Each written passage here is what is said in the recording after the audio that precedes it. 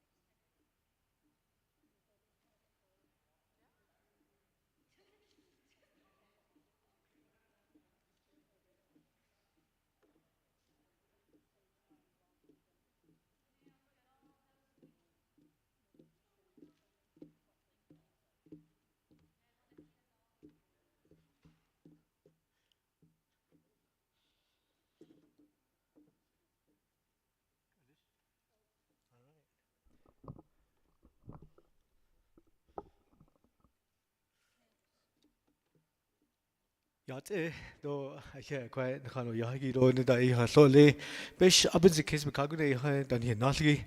Thank you everybody for coming out and joining us today on a four-part series. And this is the first one for our Navajo Technical University Student Services, presenting the Building Strong Relationships by Sustaining Emotional and Mental Health. I just want to tell everybody thank you. I'm Kyler Frank. I'm your KCZY radio station general manager. And I just want to tell all the people here that are with us today online as well as here joining us in person, thank you for coming out and being with us today. We'd like to open this with a small prayer and then get things going. And 야채 또 이게 나나 또 이게 그것이 citizen 이하 이베 베하스티툴레 또베 알네툴레 사디겐 실론로니 디 quei 저바 디 니고 이하 디 quei 저거 나다 일네툴레 인소 이하 디 quei citizen 이하 벤 나디 지툴레 또네다 이하 알초데 디겐 이하 디 타노슬니기도 하 엔데 이하 디겐 я think that need all this, get a no eat all in high as you know, but to let John go a not I not less. Nihinat do a had Nihinan tin, do a had a benil so it could a bits out a ha it a ho atoless, do a ha seen so she a daddy lado less. A ha could I need so a had a penache a da ilne a job, do in here. Do yoda nit era do he ha in ha job ba ye asani zengi ne chitli do les do ha alnya do I ha e di e jonegi tan jonegi I habits are e ha in da sit la do les hajonasli.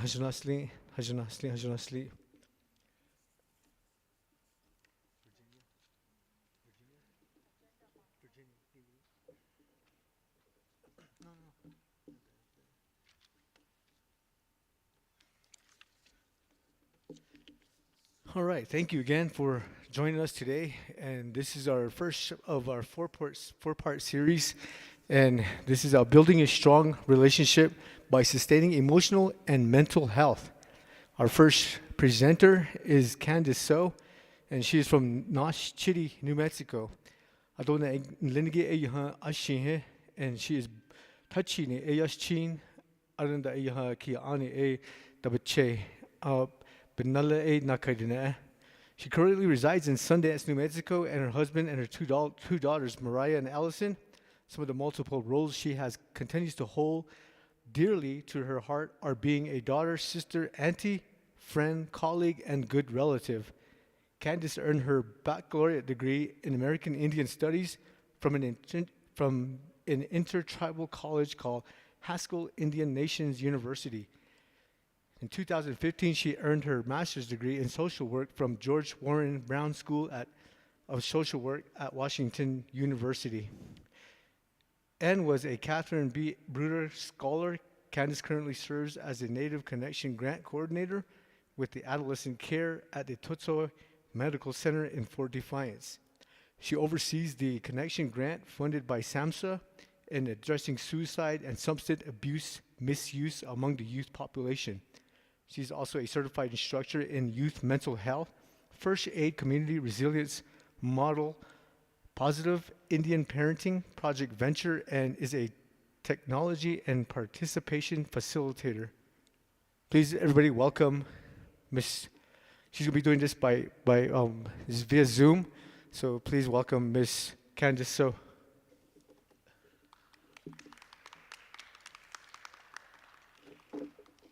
Hello? Yeah, Jay, can you hear me? Hello? Yes, we can hear you. Okay, great. So I do have a presentation, and so I believe if I'm able to share my screen with you all. Okay, it says disabled.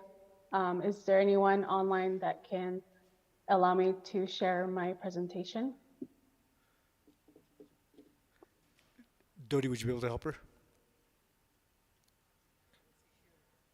Okay, we're going to be taking this to Cheryl right now. And Candace, can you tell us a little bit about yourself as well? Sure. I think you kind of introduced me based off a lot of what I actually do right now. I am a social worker, and a lot of my experience has been in social work and child welfare and behavior management, being a behavior management specialist. And I have experience working with adolescents and teens.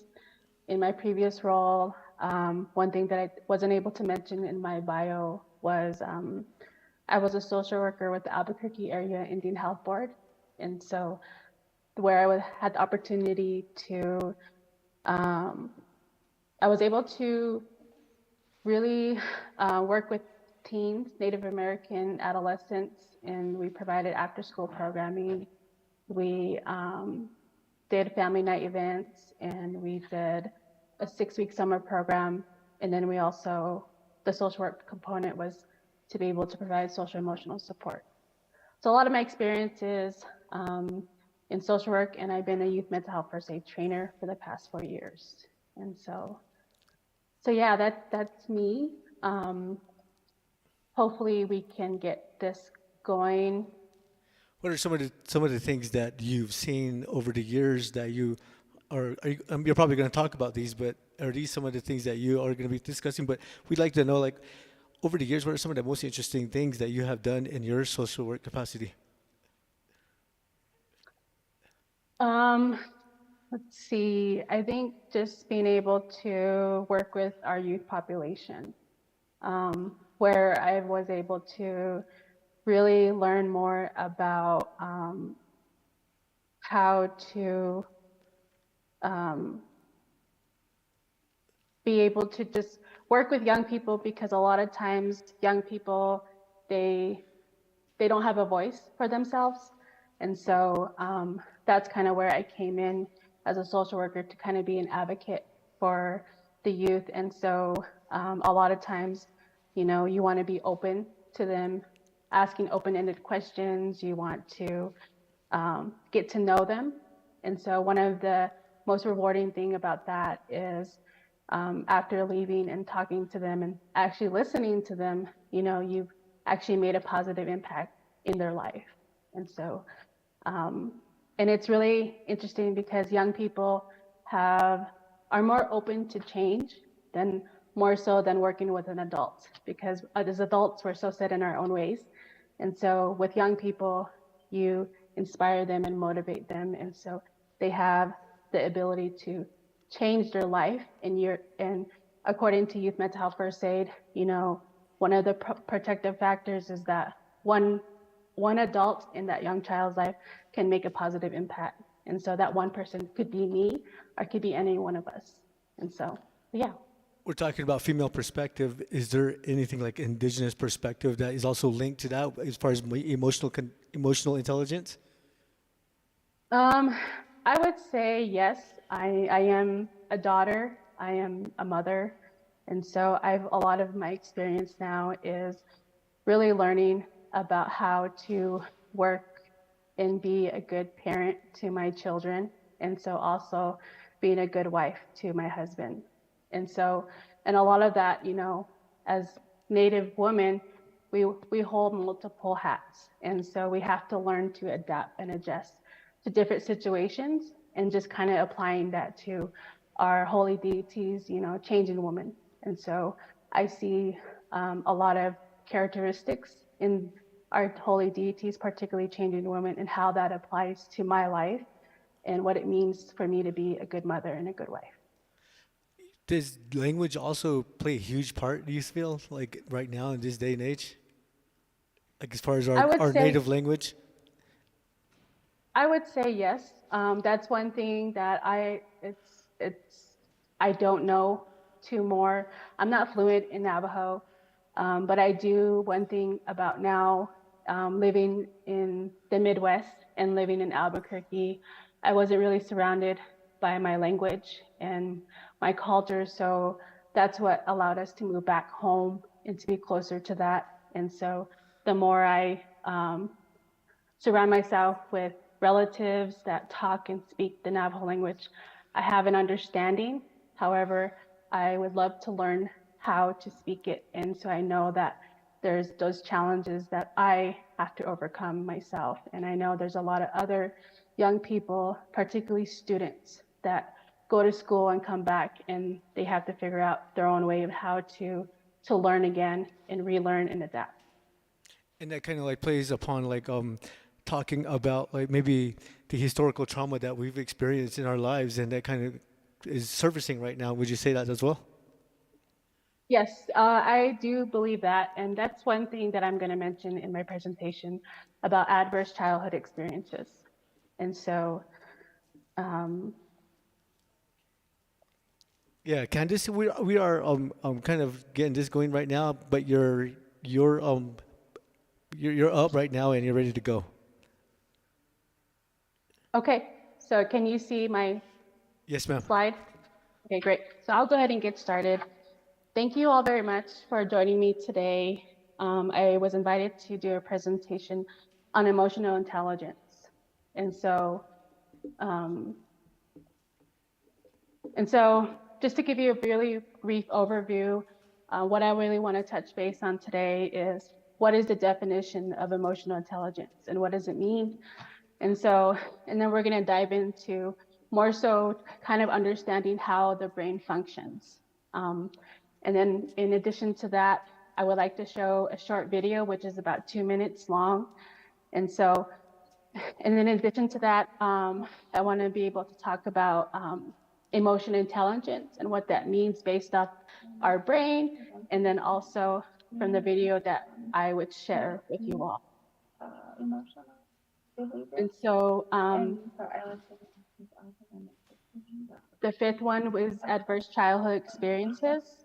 And so we're going to touch base on that briefly, and then also talking about stigma and how mental health and how we try to achieve emotional intelligence. And so those are some of the barriers and what prevents us to really being successful in life.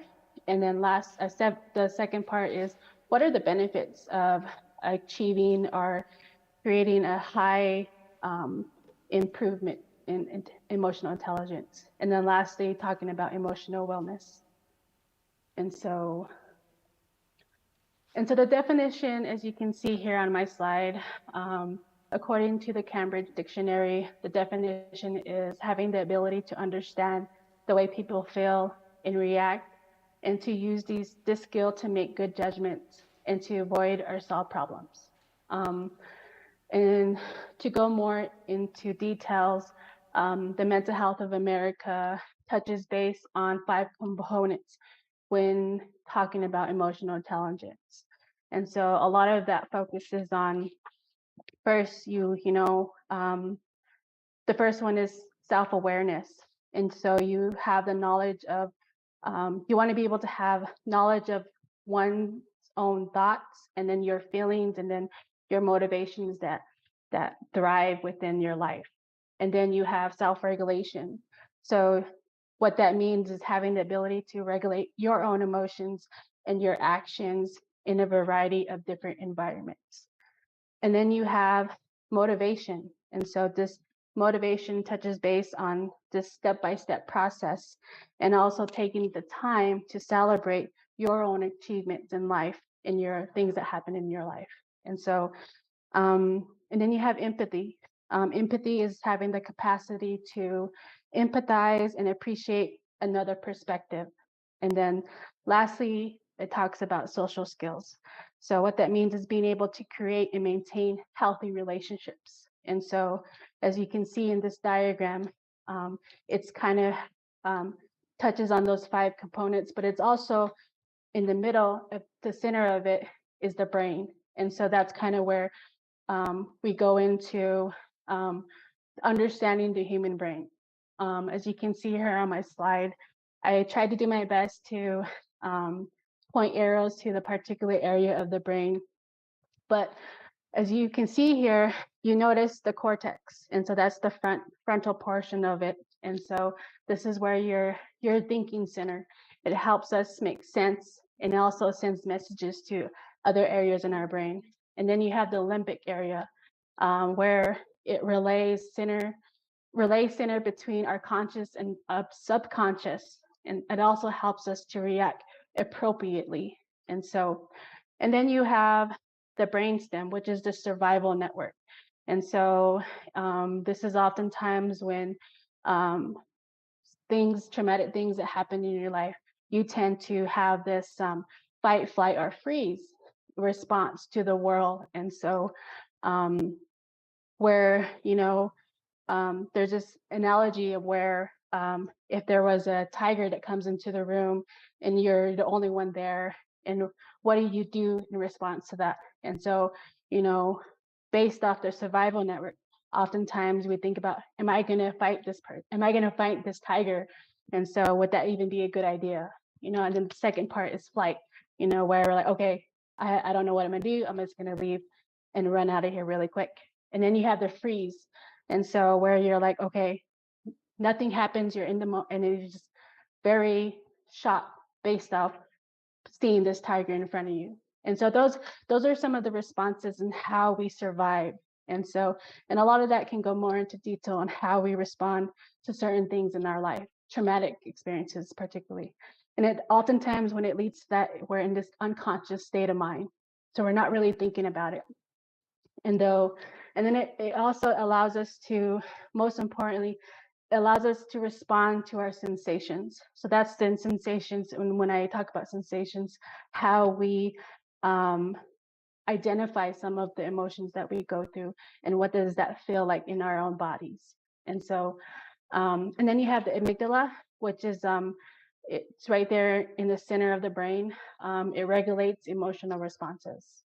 So that's kind of where we're able to kind of really dive into what it looks like. And I know that our brain is the most complex part of the human body. And so your brain is very essential to you and how you react and respond to the world in general. And so it's a very important part in our life, in our own bodies. And so I do have a video. I'm hoping that the sound works.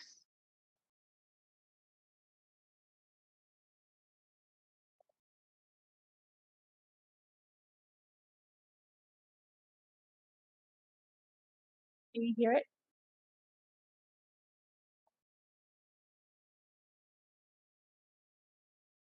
Can someone give me a thumbs up?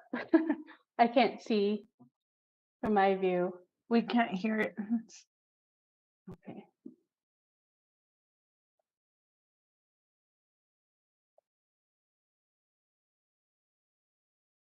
The word emotion. Most of us think of love. Can you hear it now? Okay, great. Yes. When we hear the word emotion, most of us think of love, hate, happiness, or fear. Those strong feelings we experience throughout life. Our emotions are the driving force behind many of our behaviors, helpful and unhelpful. Just where do our emotions come from? Our brain is wired to look for threats or rewards. If one is detected, the feeling region of the brain alerts us through the release of chemical messages. Emotions are the effect of these chemical messages traveling from our brain through the body.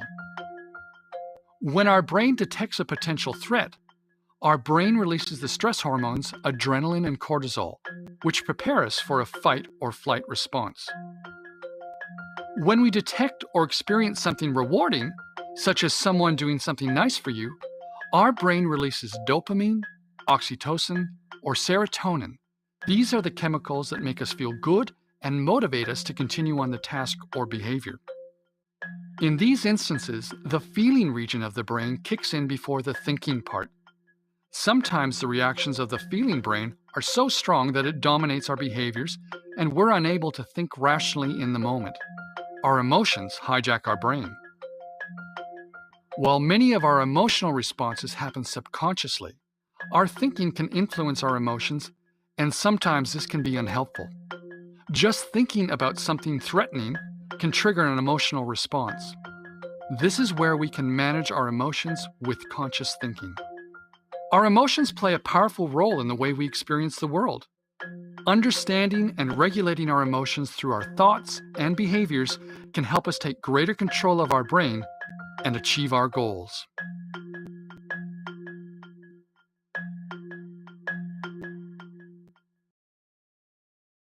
Okay.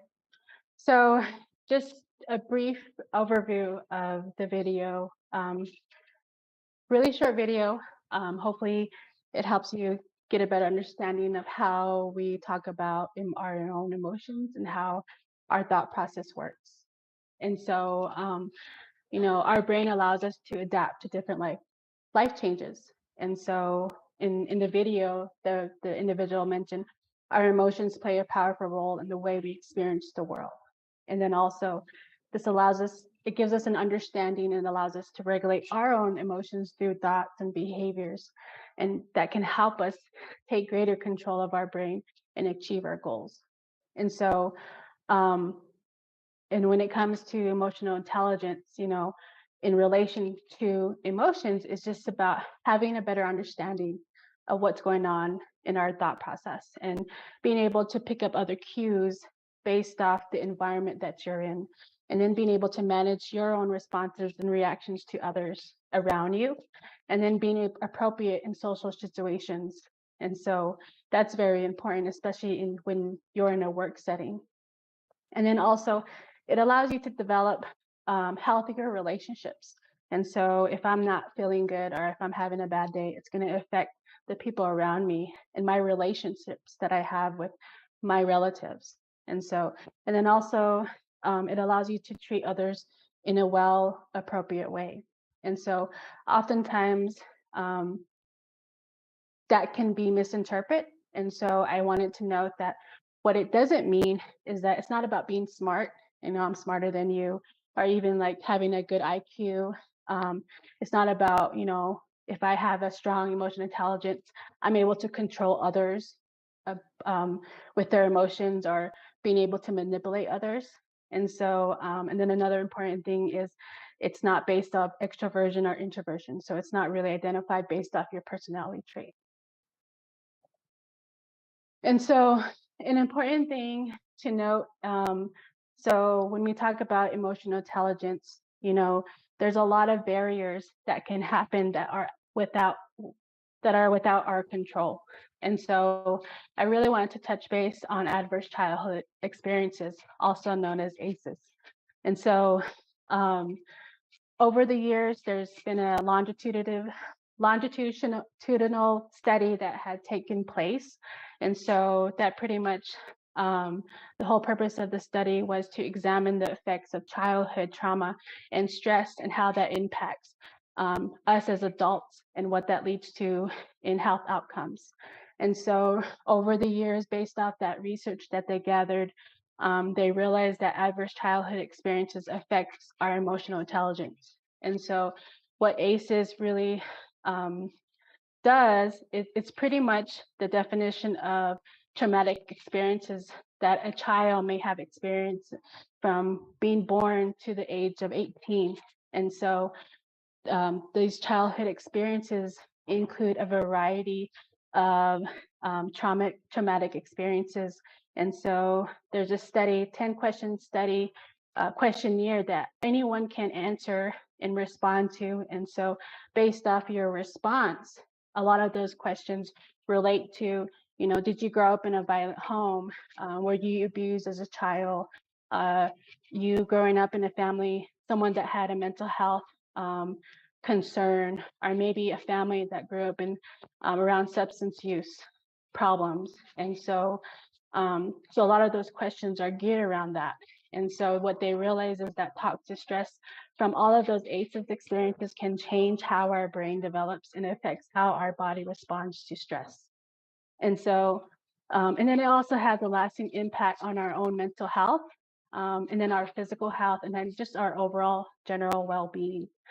And then with all of that, they actually, based off the data that they collected, they linked it to that if you have a high number of ACEs out of the 10 questions, it often links you to you as a person. You're gonna, as an adult, you're gonna have chronic health problems. You're gonna have mental illness and substance use problems, and so that happens as a child, but it also can lead into adulthood. So, so, and when that's the case, you know, we realize that as we get older, it can negatively impact how we function in everyday life. It can affect how we go to school, how we learn, and how we adapt. And then also not just in school, but at home, and then within our jobs, the things that we do in our own job opportunities, and then also having the potential to succeed. And so, and oftentimes we kind of like get in this stuck, we're stuck and we don't know what to do. And so oftentimes that can lead to maybe something that happened in your childhood and then how it's affecting you today. But the good thing is that the study proves that it is preventable. ACEs is preventable. And so that kind of leads into my question that the individual had asked me earlier. And so I had to learn about this. I didn't know about this until I went to school and realized that, you know, this was something that was outside of my control, but I know that I can break those barriers and I know that I can overcome it. So that's why I have my family and I try not to repeat those things that happened in my life as a young person. And then another important thing that I wanted to touch base on is how stigma and mental health correlate with how we express our emotions. And so mental health is often stigmatized because of the lack of understanding that we may have, or maybe someone else has about mental health conditions. And then also what it's like to live with a mental health condition. And so there's a lot of stigma around that. Stigma is a negative attitude or idea about a mental, physical, or social future of a person or a group of people that involve social disapproval. And so it's not a good thing. And so stigma can make it difficult for us to talk about things that matter to us, how we express our emotions, and how to get the support that we need based off the resources that are there for us. And so oftentimes stigma words that associate with stigma and mental health is maybe it could be don't cry, you'll get over it, there's nothing to be sad about. And so I remember hearing that as a young person, and so which kind of didn't really allow me to express my feelings and thoughts. And so, and I had no one to go to at times. And so, those are things and so we want to reframe from being able to say those words to being more positive. And so, and some of those positive aspects is like, I'm not alone in this. I have someone in my life that I care about. I know there's support and, you know, I'm not alone. So those are things where you have to kind of change your perspective, shift your perspective in that stigma mindset. And so stigma affects our mental health and prevents us from thriving and living a better life. And so I really admire Brene Brown. She's a researcher on shame. And so I wanted to share a quote with you all. She mentioned, her quote states, "We cannot selectively numb emotions. When we numb the painful emotions, we also numb the positive emotions." So she's a great person. She has books, she has podcasts that you can always go to that she talks about a lot of mental health and the importance of emotions. And so given that these are things that this is what emotional intelligence is, this is, you know, how my brain works and how I can adapt to life. And then things that are outside of my control. The good thing about that is that no matter what we've gone through, no matter what we've experienced, there's always that opportunity to be better and to improve our own well-being.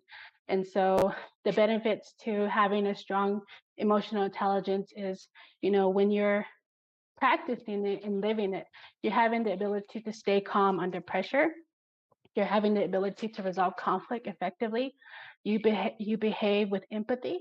And so empathy isn't about being judgmental. It's the opposite. You want to be able to express and identify other emotions that take place within your own environment. And then you're also leading by good example. And then it allows you to be a better individual at home, at school, and at work. And so when we see emotional intelligent people out there, they often tend to be empathetic. Again, caring about others, willing to change and being open to change, and then also being this positive person that everyone wants to be around, because you shine that light. And focusing on achieving goals while motivating others, and then it allows you to be more productive. And so those are the benefits of having to have a stronger approach to how to have a strong emotional intelligence. And then then it goes into emotional wellness. And so emotional wellness is the ability to successfully handle life stresses and adapt to change in difficult times. And so in terms of resilience, I always know that I always hear that Native people are resilient people. And so in this definition of emotional resilience, it's being able to have the ability to handle, overcome, and adapt to emotional hardship or stresses and adversity that we had previous before today. And especially as a young person. And so some activities that would be helpful in terms of how to practice that is paying attention to your emotions, regulating your emotions, identifying your emotions, and practicing active listening. And so I oftentimes, when someone tells me something and I don't hear what I want to hear, I tend to react in a negative way. And so I had to step back from that and really be in the moment and regulate myself before responding in a negative way. And so, as an adult now, I'm still learning how to do that. But I kind of grew up with that. And so now I'm at a point in my life where I kind of just step back and really pay attention to how my brain is functioning, being in the moment, and being able to respond in an appropriate and calm manner. And so, that takes a lot of skills, but it's not too late to do that. And then also improving your emotional wellness. And so they have research has activities and how you can improve that. And so they talk about stress management techniques. They talk about coping skill strategies. And then also having the ability to ask for help, because we're not alone in this. You have maybe a mother, a father, a brother, a sibling that you can go to that you trust and that that you're going to get that support from. And it's okay to ask for help. And then having the ability to take breaks. So like when you're in school, at work, at home, it's always good to take a break and maybe do breathing exercises. That's something that helps me. And then relaxation techniques and mindfulness exercises. So these are just some suggestions on how you can improve your emotional intelligence and then also increase your emotional wellness. And so that's very important. And so that's all I have. And thank you again for listening to my presentation, and thank you for inviting me to present today on emotional intelligence. And then I'll hand it over to whoever, or if anyone has any questions, I'm open to answering questions. Thank you, Ms. Candace. And does anybody have any questions out there?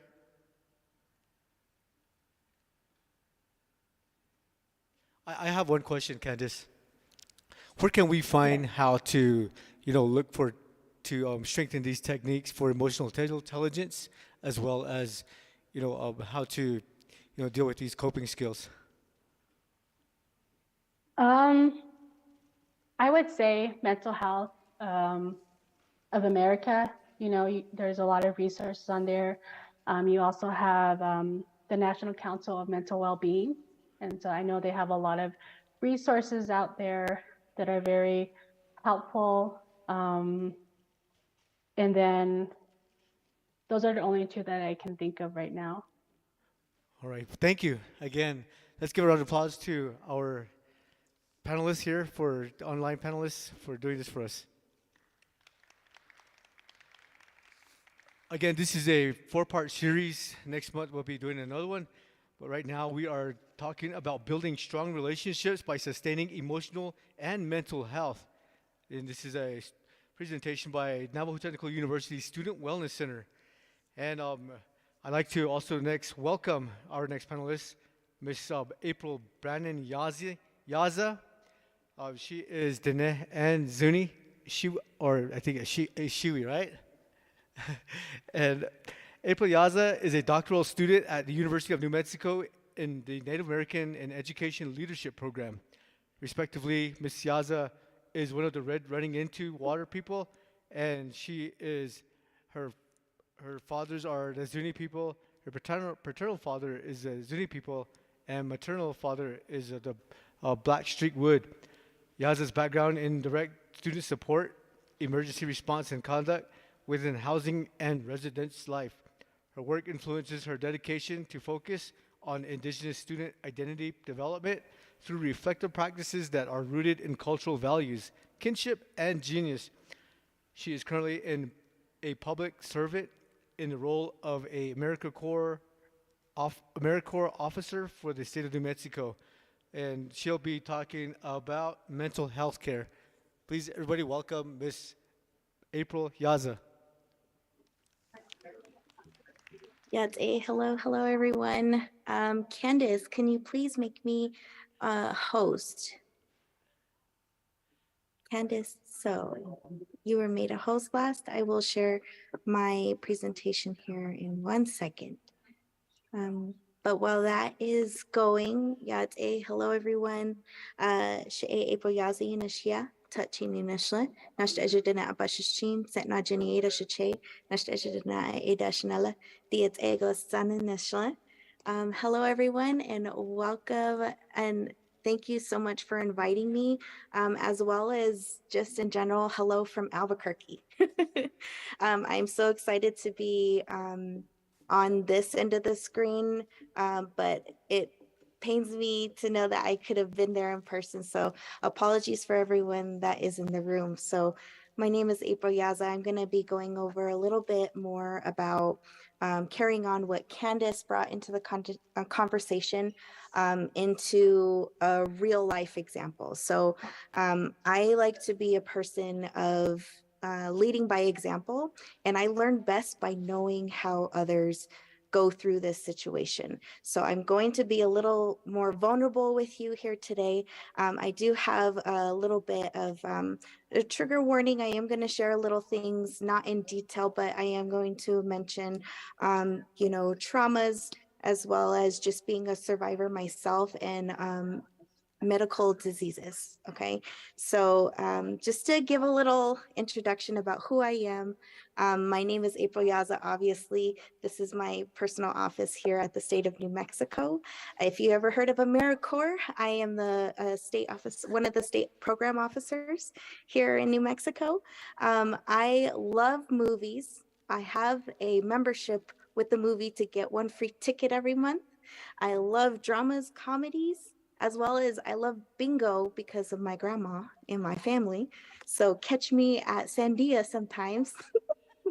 And then, of course, I'm that karaoke singer, the annoying karaoke singer. I don't sing very good, but that's just some of those things that I like to do. But yes, before I share this part of my presentation, what I'm going to go through is from my perspective, although I am here with the state of New Mexico, just a few short years ago, during when the pandemic started, I worked as a residence director at colleges and universities. So I began at Mississippi State, and they're close by at Fort Lewis College in Durango, Colorado. So a little bit part of that and how it was so engulfed in mental wellness and seeing students at their best academically, socially, but also seeing them at their worst. Meaning, if you are a student in the room or a student in this Zoom, I was one of those people who, if you were ever in crisis in the residence halls, I was the one being called. Or two, when any rules were being broken, when things would start happening where you would need to see administrators, I was that person too. But I'm that same person that you see here, that you came into the room.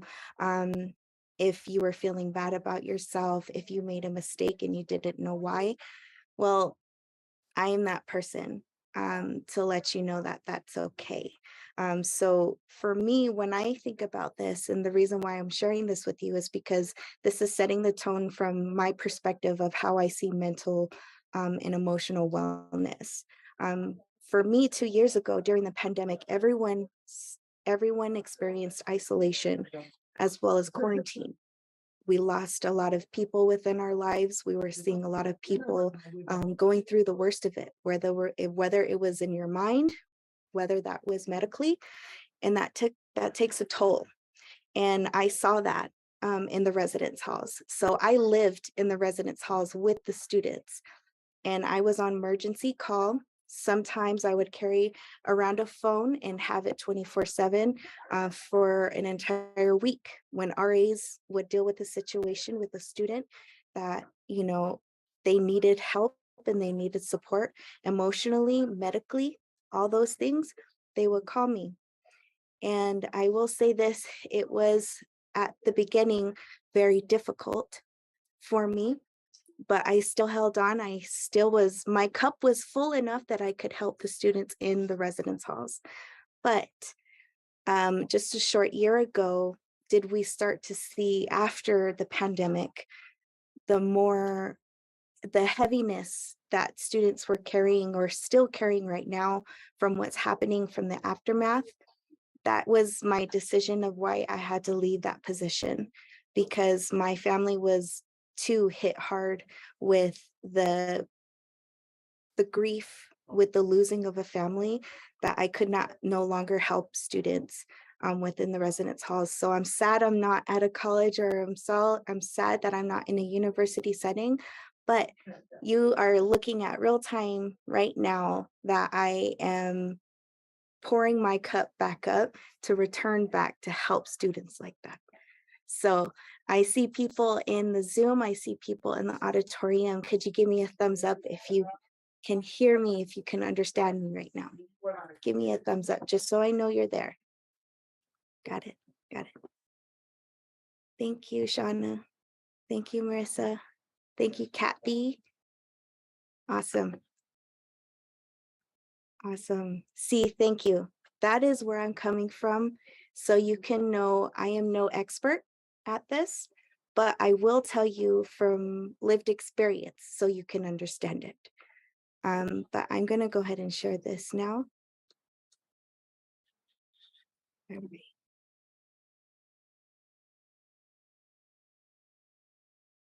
Can everyone see this here?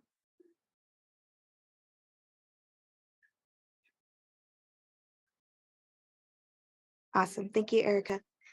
All right. So again, my name is April Yaza. I am a doctoral student at the University of New Mexico. I put this in here because I want to be a little bit more personal, but also know that this is something that you can very much study later on in your educational careers, in your personal careers. So if you see on my left, that is my most recent headshot, my professional headshot, what everyone sees on the outside. But also on the right-hand side, you will see April as a youngin. I can't even remember how old I was, but this is the person who I deal with not deal with, but this is the person I care for when I look at my mental health. So looking at that, when you think about your story, there's so much that builds on top of it.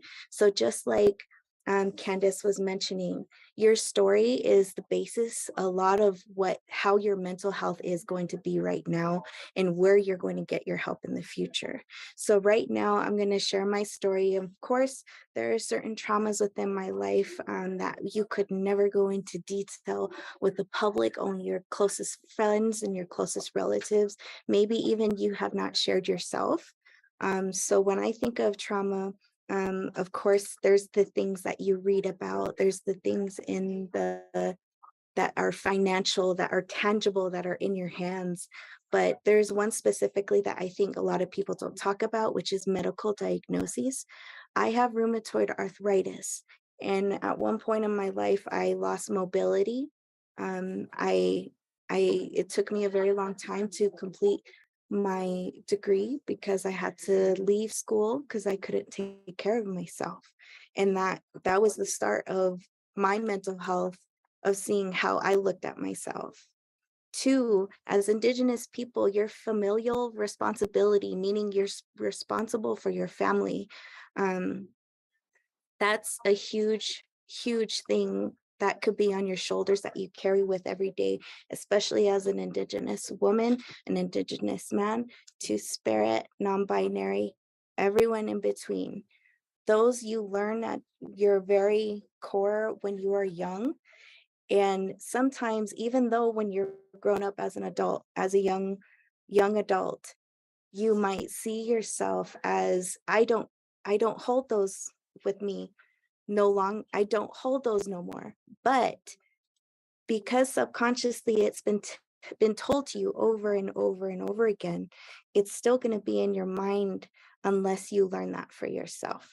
So an example of this, there's something that I put on myself, that my grandmother, I've hold my grandmother very near and dear to my heart, about how she likes to see me, and that's keeping my hair long, that's having no facial piercings.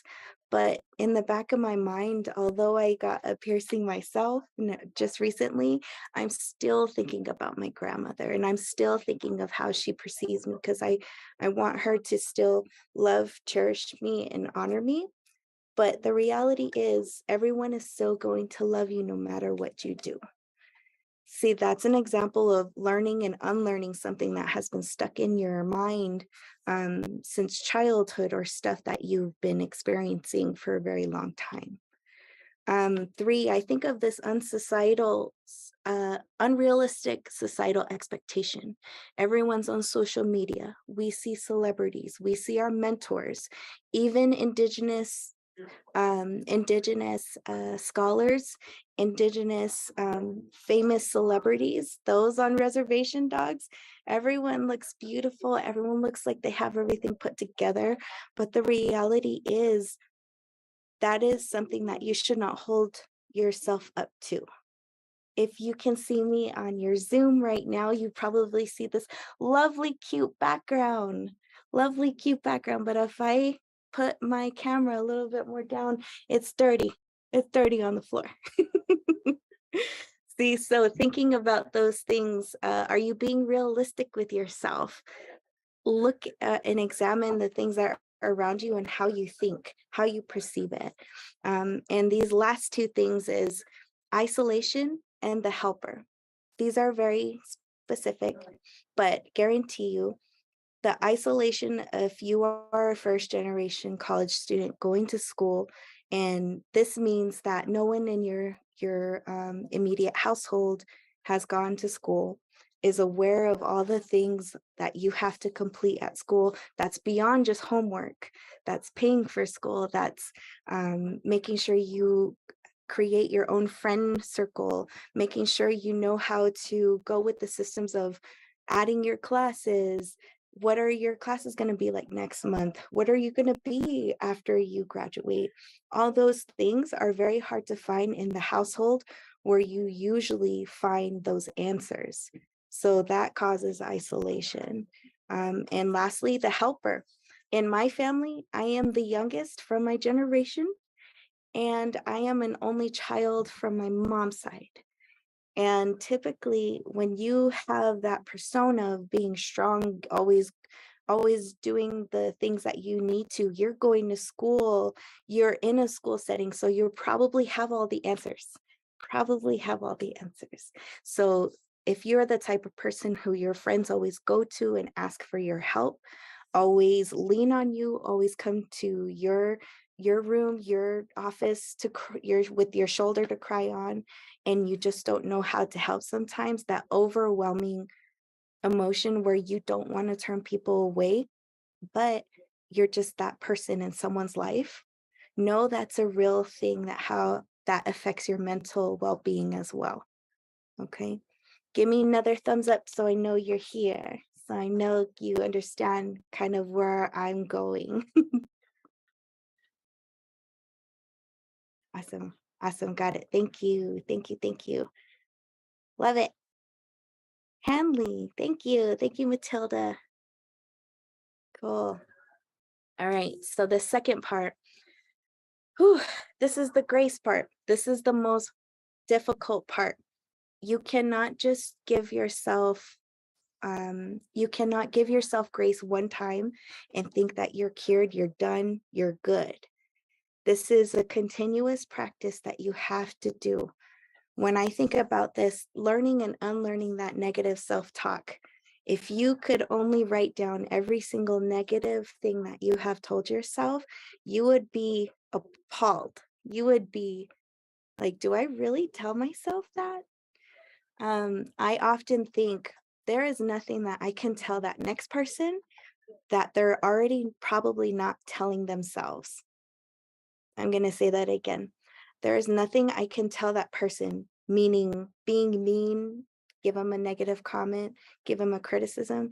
There is nothing that I can say that they're probably already not telling themselves. So think about that when you are talking to yourself. Think about that when you're talking to, look at my right picture, April.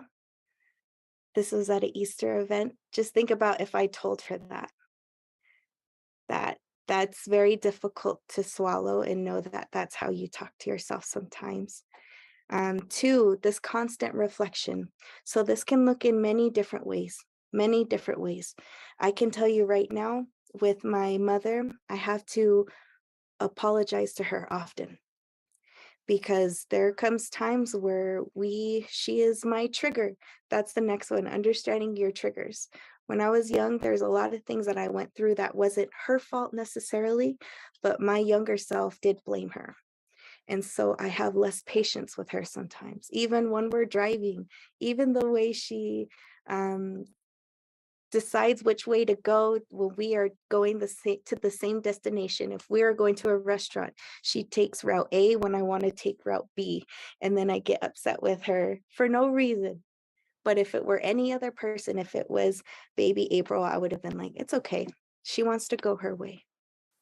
So understanding your triggers, understanding your reflection, like Candace said, when you do blow up, when you do break down, when you start to feel agitated, irritable, when you start to notice yourself forgetting a lot of things all the time, you need to reflect on what's going on around you.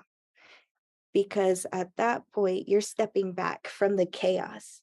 Everything is right here, but I'm going to step back to the side and I'm going to look at it, because right now there's stuff happening on the outside that's affecting me, and I'm not going to be my best person moving forward.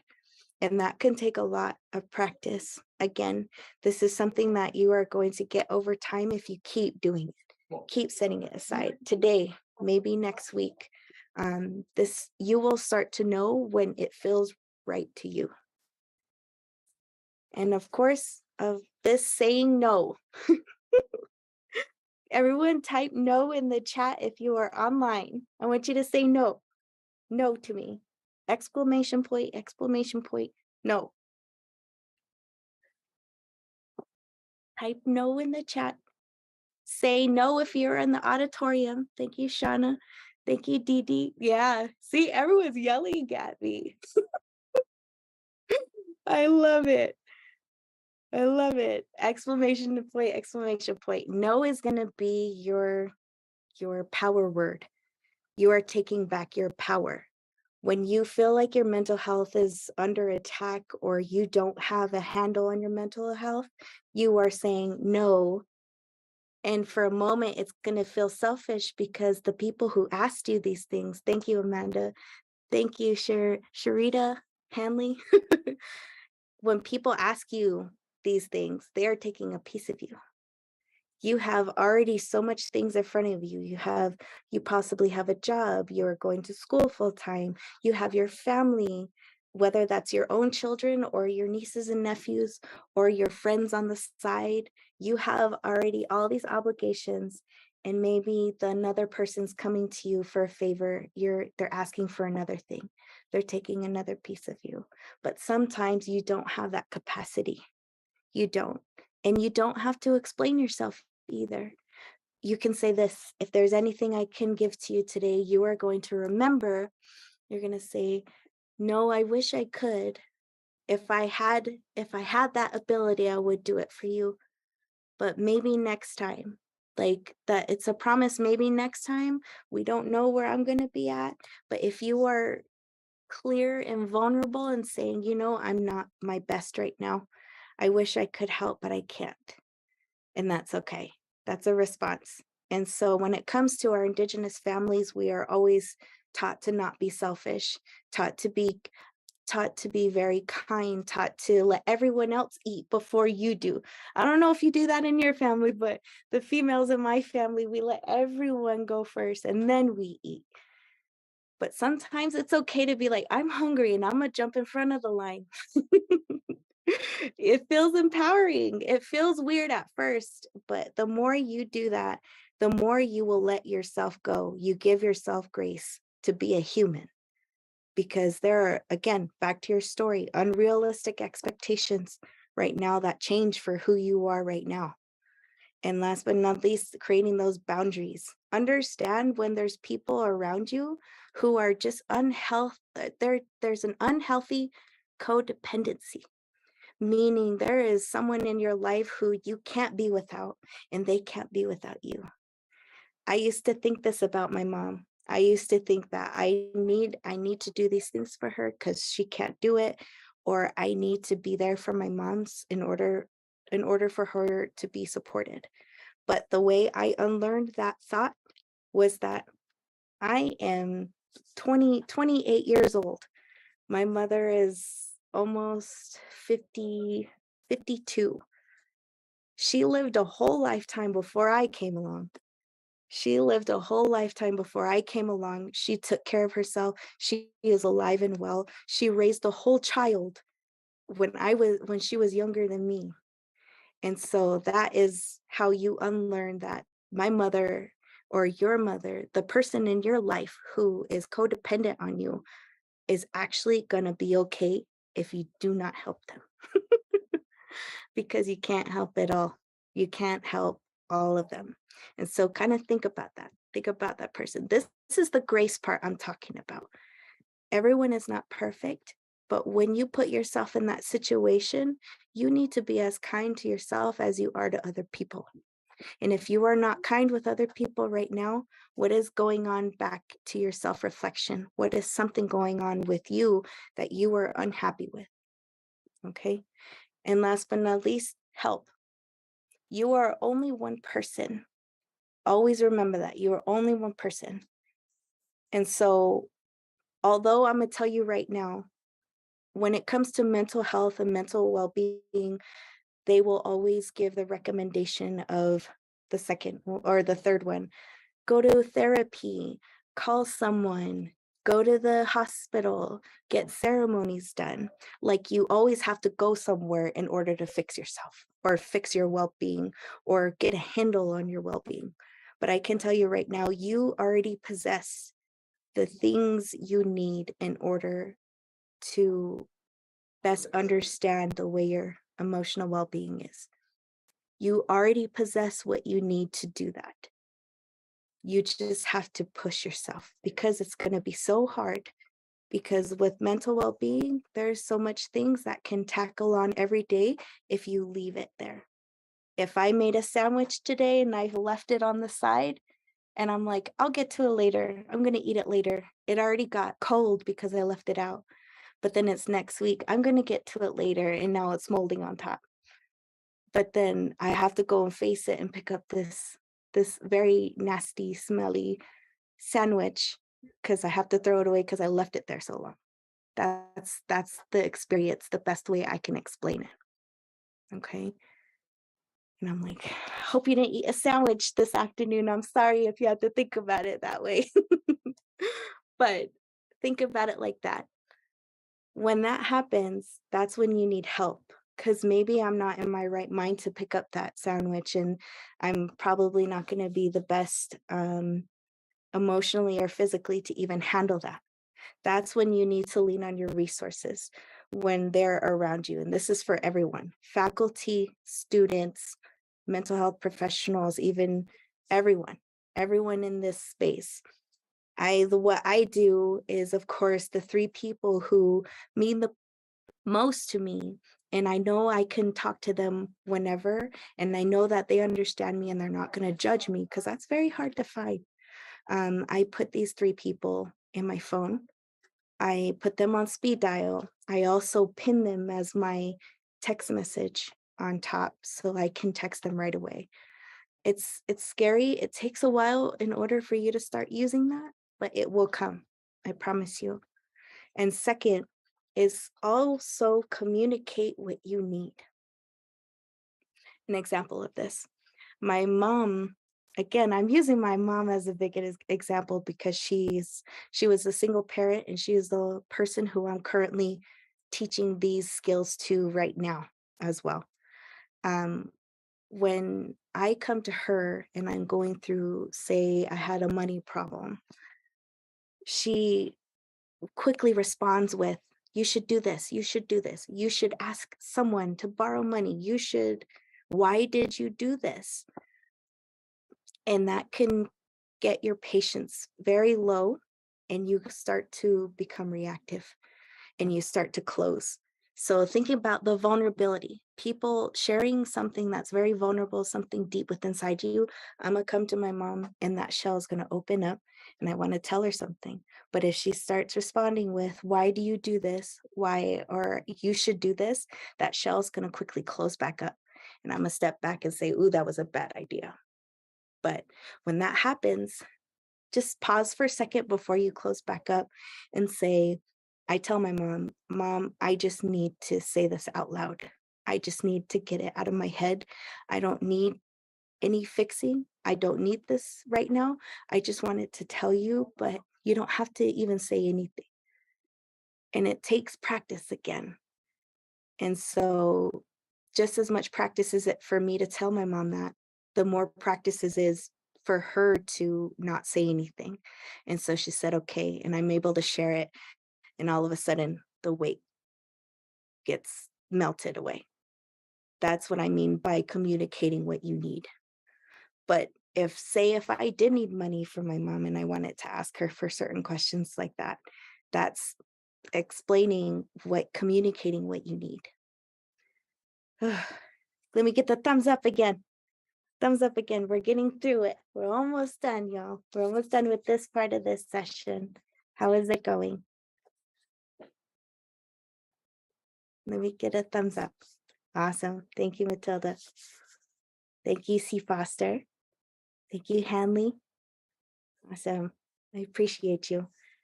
Last but not least, all you can do is try. Thank you, Summer. What I mean by this is that there are going to be different times in your life when you do seek out certain resources. That is the talk therapy. That is going to your doctor. Like I said, having RA, having my rheumatoid arthritis, I lean heavily on my rheumatologist, as well as other remedies that you Google search. My mom will not get over ginger helping your liver. If she wants me to drink liver, don't drink liver. She wants me to drink a lot of ginger in order to help with my intestines, liver, everything that's inside. That's what I mean by the remedies. If you are a person who loves music, constantly listening to your music during times of stress, keeping you in the present moment, that's going to be your helpful. That's the easiest, I will say. As well as ceremonies and feeling your emotions. When things come on, it's not just crying. Maybe sometimes you do have to be angry. Sometimes you just have to scream. Sometimes you have to step away and go away for a while, meaning stepping into the next room, being in a dark room. That is what you have to go through. Again, you have to face the moldy sandwich that's on the side. That's difficult. But in order for you to do that and you throw it away and it's finally not within your scope, then that is when you will feel that best relief. Okay. And last but not least, 988 crisis hotline. They just changed the crisis hotline because I will, again, be very transparent. When I lost my brother, it's almost been a year now, um, to suicide, I lost my whole being. I lost who I was for a moment. And I did have suicidal thoughts myself. And because of that, and because of the point of feeling out of control, I did several of these things in the help box. I called my medical professional. I'm seeing my medical professional, letting them know about it. I received medication. I tried talk therapy, but I'm not at that point in my life. Early on in my life, I liked it, but now I was like, the medication, the keeping up with my health is the most important. Talking to my friends has helped me through it. So pick and choose what you want from these things, okay? And I'm gonna go to the next one. I think of this, I'm gonna shortly go through this very quickly. Thinking of your families. I'm gonna put it into perspective. Things that you can look up if you are a faculty member, if you are administrator, you can look up Dr. Sean Secatero's corn pollen model. He places a student's life or an Indigenous person's life into 16 pillars. Emotional well-being is one of them. This is my grandma Nellie Yaza in every single one of these pictures. Emotional well-being I can put into 3 different sub-pillars as shown from Dr. Secretaro. Thinking about your emotional, everyone thinks that emotional well-being is just your heart, just pure emotion, but it's actually 3 different things. One of them shows that your care, your compassion, your gratitude, your friendship, how well are people going to approach you? And that shows from how I see my grandma there at the bottom. When I graduate, I always like to put my regalia on her because she didn't have that same opportunity as I did. That's how you can imagine that. 2, intellectual wisdom. I think about all the time that I get those talks, those, how would you say, those lectures from your elders. This is often, and this is my aunt who my grandma is telling her about a ceremony we were about to go in, the do's, the don'ts, the what you do, how you sit. um, that is how you can see your intellectual wisdom. Again, everything that you're going through right now, emotional, the good, the bad, the ugly, this is all stuff that you are learning and how you are going to help people in the future just by going through this. So think about that when you think about the stories you hear from your family, the advice people give you from the ceremonies, just in general. That is going to be something that no one else is going to experience but us as Indigenous people. Okay. And last but not least, thinking about your technical well being, thinking about the future. How are you going to take what you are going through right now? And how are you going to apply that for your future? How is this going to show, look at the picture, my right picture, baby April. How am I going to use this as my story in a good way on my picture on the left? Okay. just preparing yourself for what you are going to leave behind, because guarantee you everyone in this Zoom, in this call, everyone preparing this right now, you are leaving a legacy for yourself. And that is, again, also a part of your emotional well-being. Okay. And just last but not least, this is the actual model that Dr. Secretero uses in terms of making it more relatable to us. He is Navajo. Just making it more relatable. You can see here there are 4 different pillars, and it breaks down to each of those. Okay. I'm going to leave it at that. You can take a picture if you would like. Again, this is Dr. Sean Secretero, and this is very helpful even in your everyday life and other aspects of your life. But I appreciate this time, and yeah. Thank you, April. You have time for questions? Absolutely. Does anybody have any questions out there?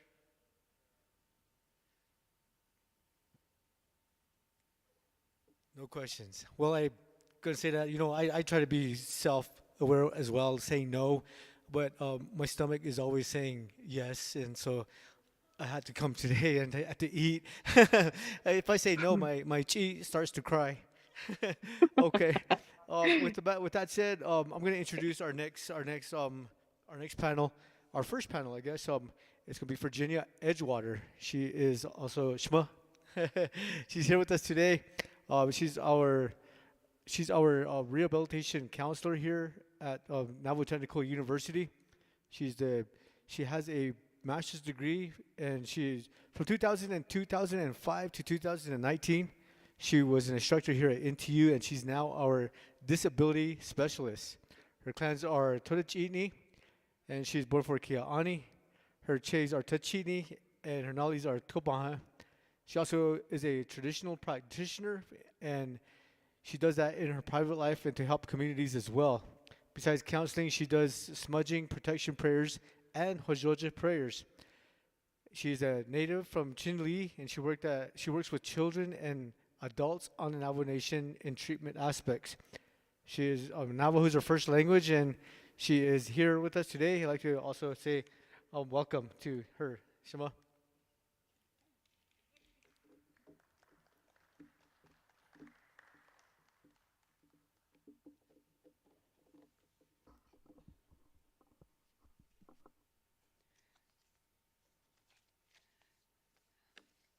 I've never been a council delegate, so I'm not going to blow into this mic.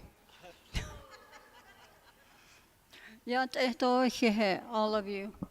Although my introduction, you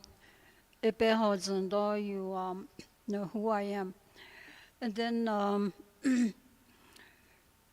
to begin with, that was my clan.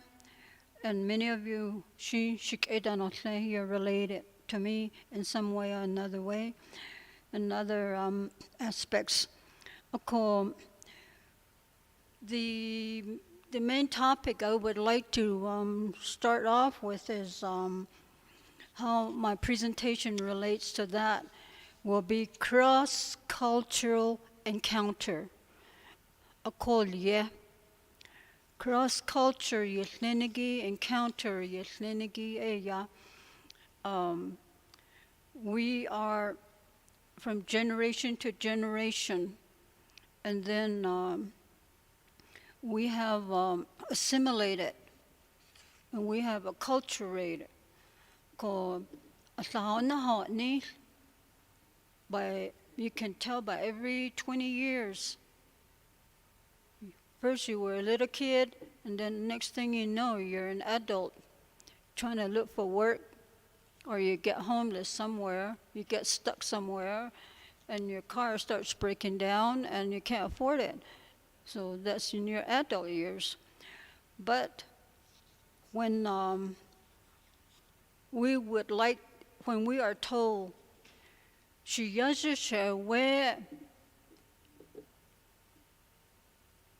be aware.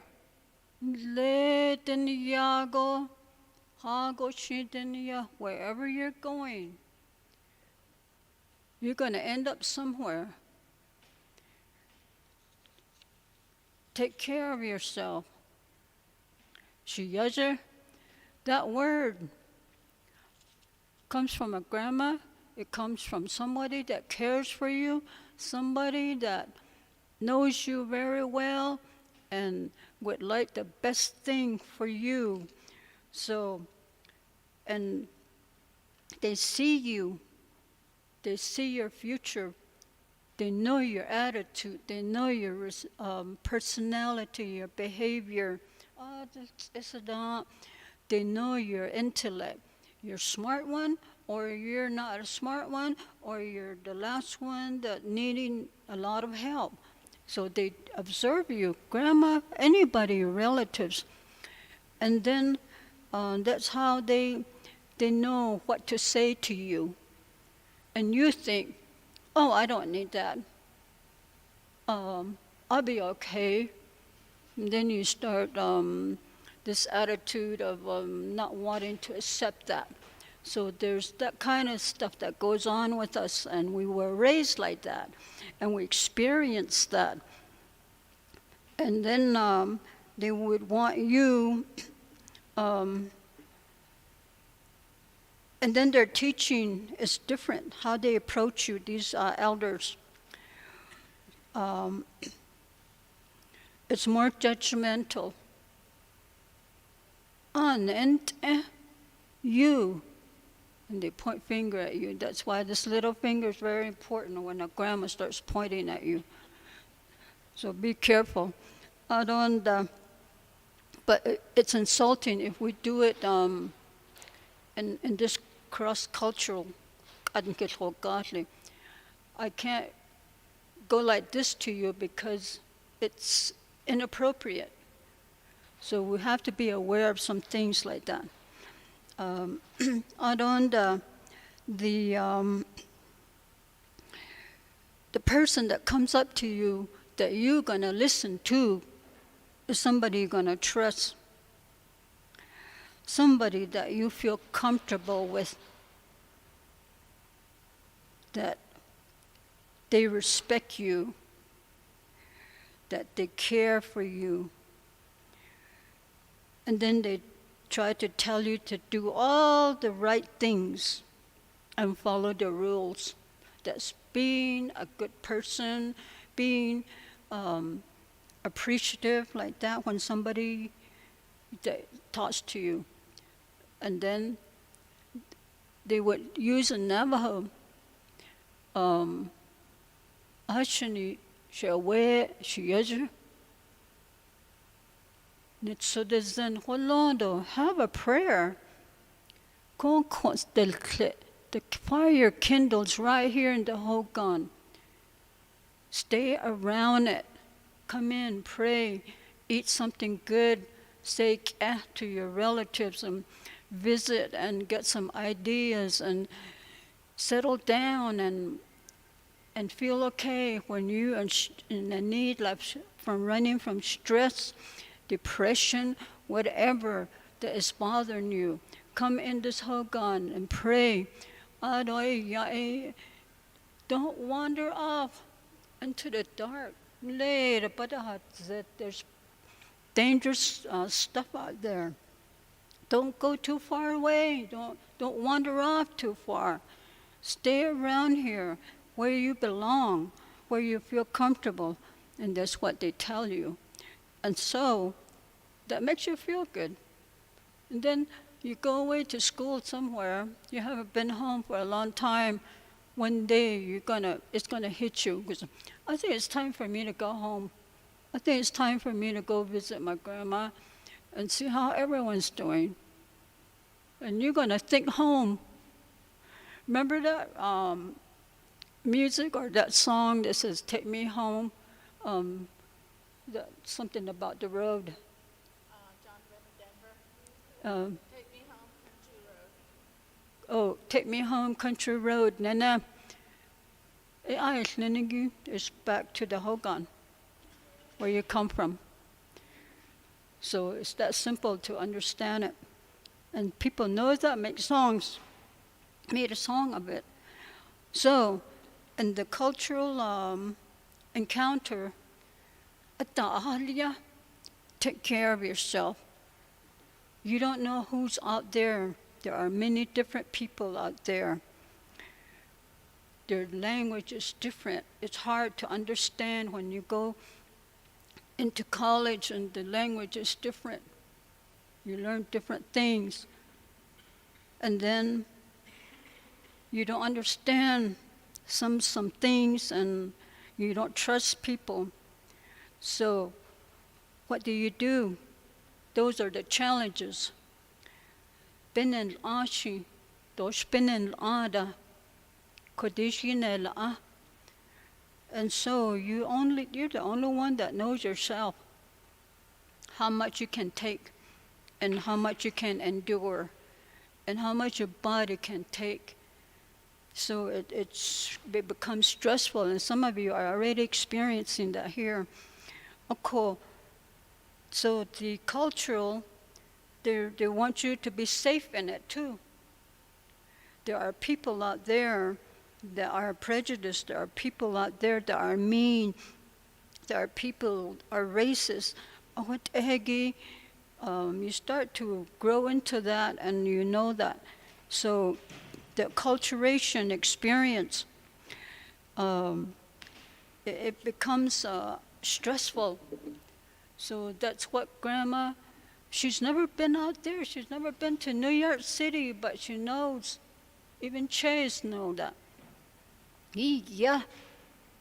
And then they try to warn you. So be prepared. They're trying to tell you in a way like, let's say if I had one of my kids going up to New York to live, in my mind I would think, how is he going to find his way around the bus schedule, food, the traffic? 5 o'clock in the morning, you have to wait for the bus somewhere, catch a train to go across the ocean or the river or something to get to work, or use that big belt to barely get to work. See, if your mom is educated, they would warn you, but not a grandma, not a grandpa, they don't know that. But they know it somehow, and they tell you to be aware of it.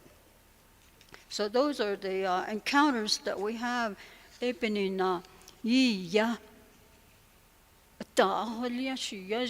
care of yourself.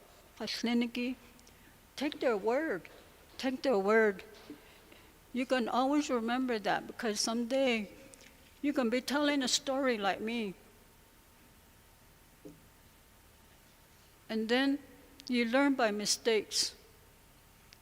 You're gonna, I guess, regret some of those mistakes. So in that way, there's a lot for you to, I guess, how you would undo all that is impossible. History is history.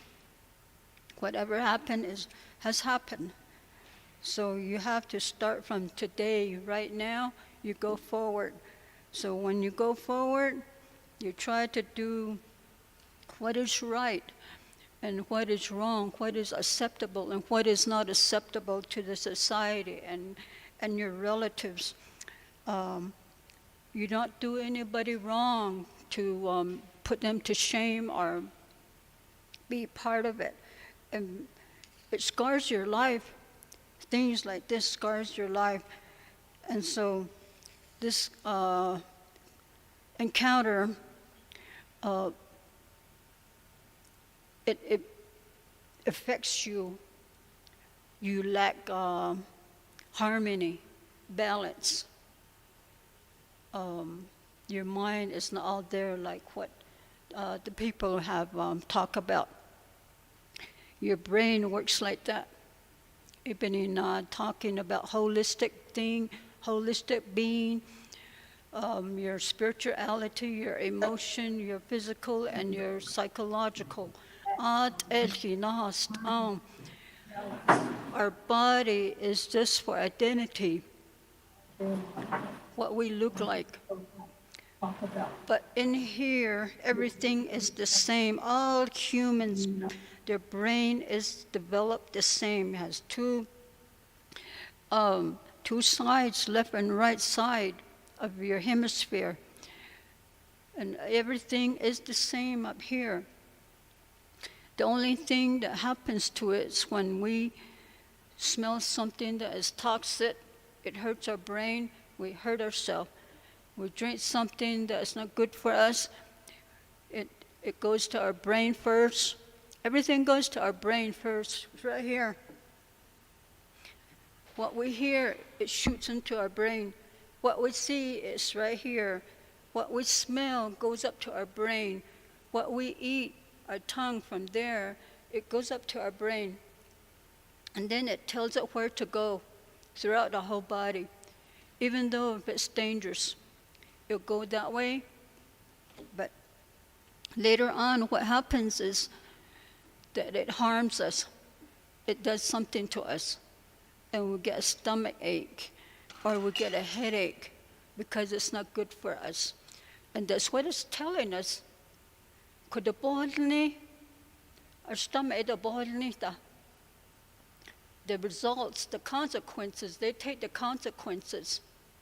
Our body takes the consequences of what we have smelled, heard, and saw, and ate.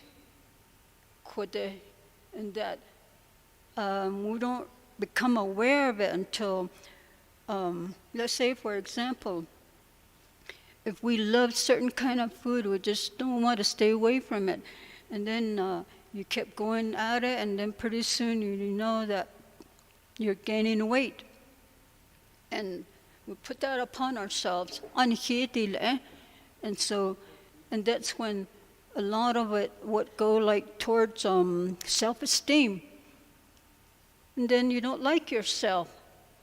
I said, oh man, I came to NTU and look at me. You know, one day you'll wake up saying that to yourself. So things like that.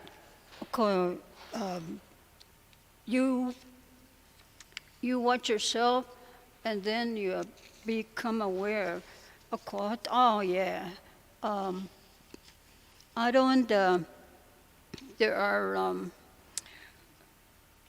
when you're growing up, some of these challenges you later on you don't realize that you have a mental challenge somewhere. Your math, you're not doing as great as that person next to you. You can't read or you can't write, and then that's mental challenge. Something went wrong, somebody neglected you, somebody didn't taught you right, somebody didn't catch it at early stage for you to get help. And then a quake, and it's kind of late for you to catch up with anything sometimes, but you try hard, and you're going to keep trying hard. If you're here into you, you're going to learn a lot of things about yourself. When you graduate and walk the stage in here, you'll be proud of yourself. So nevertheless, don't give up. Just keep going. Understand your body and your mind. Always go with that word, ashanet, shiyaja. Go with that. Put it in your heart. Somebody sent that to you from their heart, and it's going to stick and it's going to stay in your mind. Because some of you have heard it, some of you never heard it. So right now, I'm telling you that. Adon da'eya, when you were small, our parents or someone that raised us,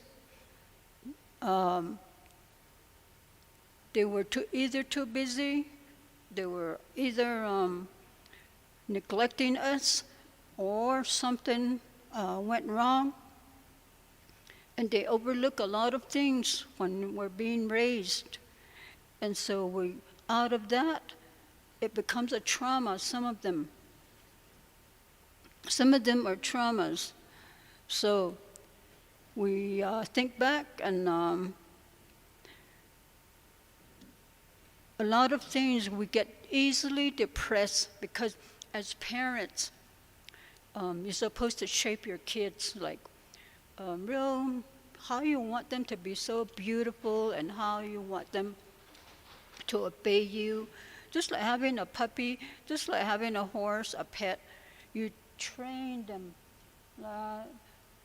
Then if they get out of line, you yell at them, and then they start to obey you. Same way with the kids, the children, because they want something to be in place. They don't want you to misbehaving.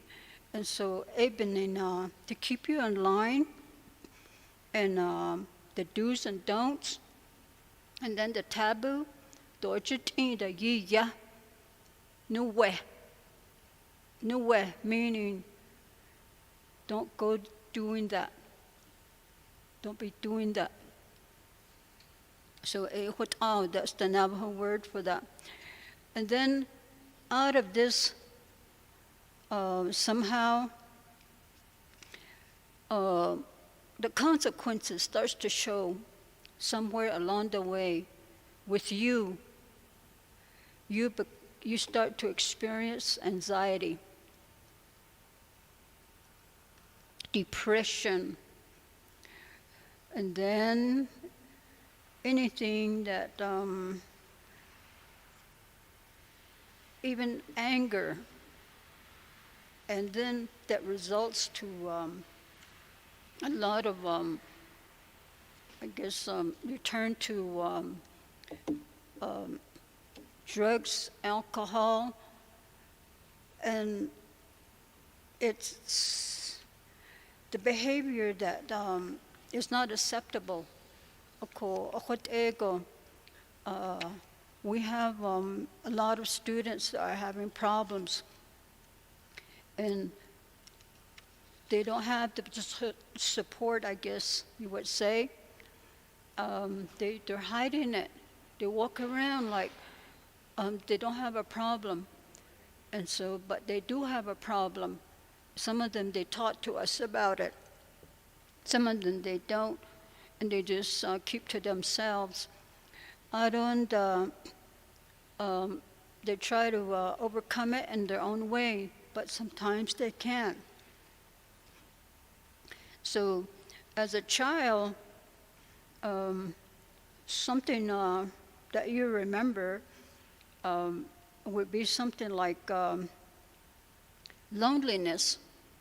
Your parents were never there for you. They were at work, doing business, and then they leave you with mean babysitters or somebody, and then or you were told to herd sheep or have responsibilities, even though you don't want to, but they make you do those things. And then another thing would lead to challenges would be like poverty. You didn't have a good pair of shoes. You didn't have good clothes. Not enough to eat at home. All these things. And then you barely have your parents work and then take care of everybody at home. And the worst thing would be like losing a grandma, a grandpa, somebody that cared for you, somebody that loved you, even your parent. You lose them through something. And then that takes a toll on you guys, on an individual. And then you would not know how to overcome it. It takes a long time, because students say that. They say, I'm still hurting from it. I lost my daughter. I lost my father. I lost my mother to COVID. I know. And it's like when, even though their home, you have to have a home, but when the parents dies like that, the home is empty. The home is cold. The home is not a home. Everybody takes their possession, and then they fight over it. So things like that happens, and they become homeless, some of them. So things like that. And for this reason, this mental health, when something bad happens like that, the tragic, you experience something like that, you have to take over the responsibility. Run with it. You know what to do. Keep the fire going. Don't let it go out. Try and find a job. Bring something home to eat. All these things come to play. And you can't say, I don't know what to do, and I don't know where to go for help, and then just do that. You can't do that, so you have to look out for each other, and then you go on, and then you become the next elder person. My cane is right there. It was made for me. It's over 20 years ago. And my cane represents my life. And then I'm going to reach to the top someday. I'll be there when time comes. And the very top is the eagle head. And the eagle head represents, the eagle itself represents the spirituality. And that's the brave species that can go up to 4 layers of air. The first one is, it lives in the atmosphere. It lives in the stratosphere. It lives in mesosphere. It lives in space. It can go up to space. When you get an eagle fan like this, you see these marks, the burnt marks. That's the one that has gone up to the space and it got burned. And then they come back down. And then when they say it's time for an eagle to go, they just shoot up into the space and then it blows up. That's how they die. They go back to the spirits. That's Hatsoda Zen. That's my spiritual cane right there. And I brought it in. I just want to share that with you. As a female, that's my staff. Sankish. So I just, that teaching like that is, it comes from my Shanala Sanagi. She's the one that has influenced my life to come this far. And it wasn't easy. It was a lot of work to have her pick up her teachings. So, and then in our tradition, to describe mental health is not the same. When they know someone has a problem, it's not learning, or even their facial or their physical being is not, if it's born with this feature, people would stare at you, and then I heard elders say, "Hey, don't look at them, don't stare at them." And then she would say, "On it, try." And she says, "It doesn't look good, so don't look at them." And I don't know, and it's kind of harsh the way they talk about mental being. And then they used to hide people in the old Hogan over there on that side. And then they keep that person in there, and they would just feed them in there. They don't go out to the social world. They keep them from social world. And then somewhere just recently on there, they were in the social world. They have come out. They go to different places. They go different places with their families. So it's no longer the way it used to be. We treat people with disabilities with more respect. And then they have laws that covers them too. So, don't make fun of people. You're going to end up worse. And that's the taboo. But all these teachings that I'm telling you, if we were in a Hogan, if there was elders talking to a bunch of students, they would raise their voice and say, and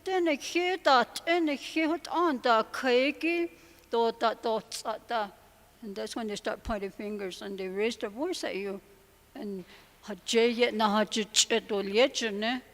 so they dig in your ears for you to understand them, and that's how they talk to you. They had no mercy for people. But we don't do that anymore. We can't, because of this culture that we're in now. So a lot of it has to do with the little that I guess a little bit of that cultural teaching would hold us back. It would shape our behavior. So, talking about shaping behaviors,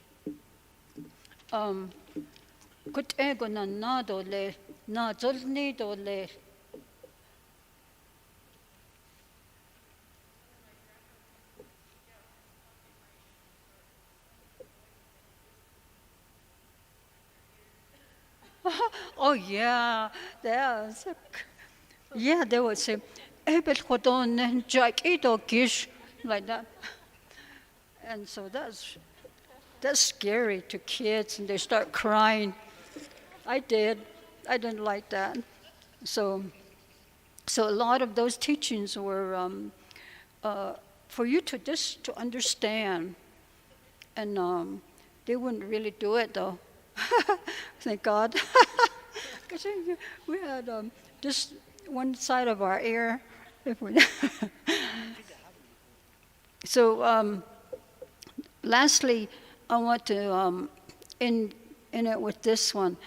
Our physiological needs is what we want. I see you as you're okay. You have a place to stay. You eat well. You sleep well. There's shelter here. There's dormitory everywhere. Everything's there for you to survive every day. Safety, security. Everyone has to be okay here. We can't be in a place where there's violence. If there's violence, it would be scary for you to come here, and you wouldn't want to come here. And thank God we don't have those things going on here, because that safety is one. And then the next thing is love and to belong. You have to be loved by someone, as a buddy, as a friend, in relationship, from your parents, your grandma, somebody, from your teachers. There's different levels of love. There's the intimacy, and then there's the next level where they say, I love you, man, I love you. Try really hard, like buddy kind of talk. That's that. And then you feel good. You belong. You belong somewhere. You just can't get up and walk out the door and get lost every day, not knowing which directions to go. We don't live like that. So you don't wander around like that unless your mind is not there. You're challenged. You can't decide which way to go. And you're on drugs, and you don't know very much anything about life. So that's kind of hard, and it's very difficult to talk about. And then the next one is self-esteem. Every day you look yourself in the mirror, and then you say, man, you're the best looking guy ever on this campus, and go get him. You self-talk like that is good, even though you know you're not. Sorry about that. But anyways, we all want to look good and look sharp, and trying to fix our tie or something. Like him, he comes to work like that, Kyler. Self-esteem is very important. And you have to stand up straight and have your back all straight instead of poor posture. And only if you're really old, up in your 80s, you can have a poor posture. Who cares? So I don't, because I know I'll be there, and nobody can't really bother me. And they'll just ignore me. I like to be ignored. So that's part of self-esteem. You accept the negative things, yeah. And you just can't say, oh, they feel that way about me, and I hate it. That's how you feel now. And so when you get older, it doesn't matter.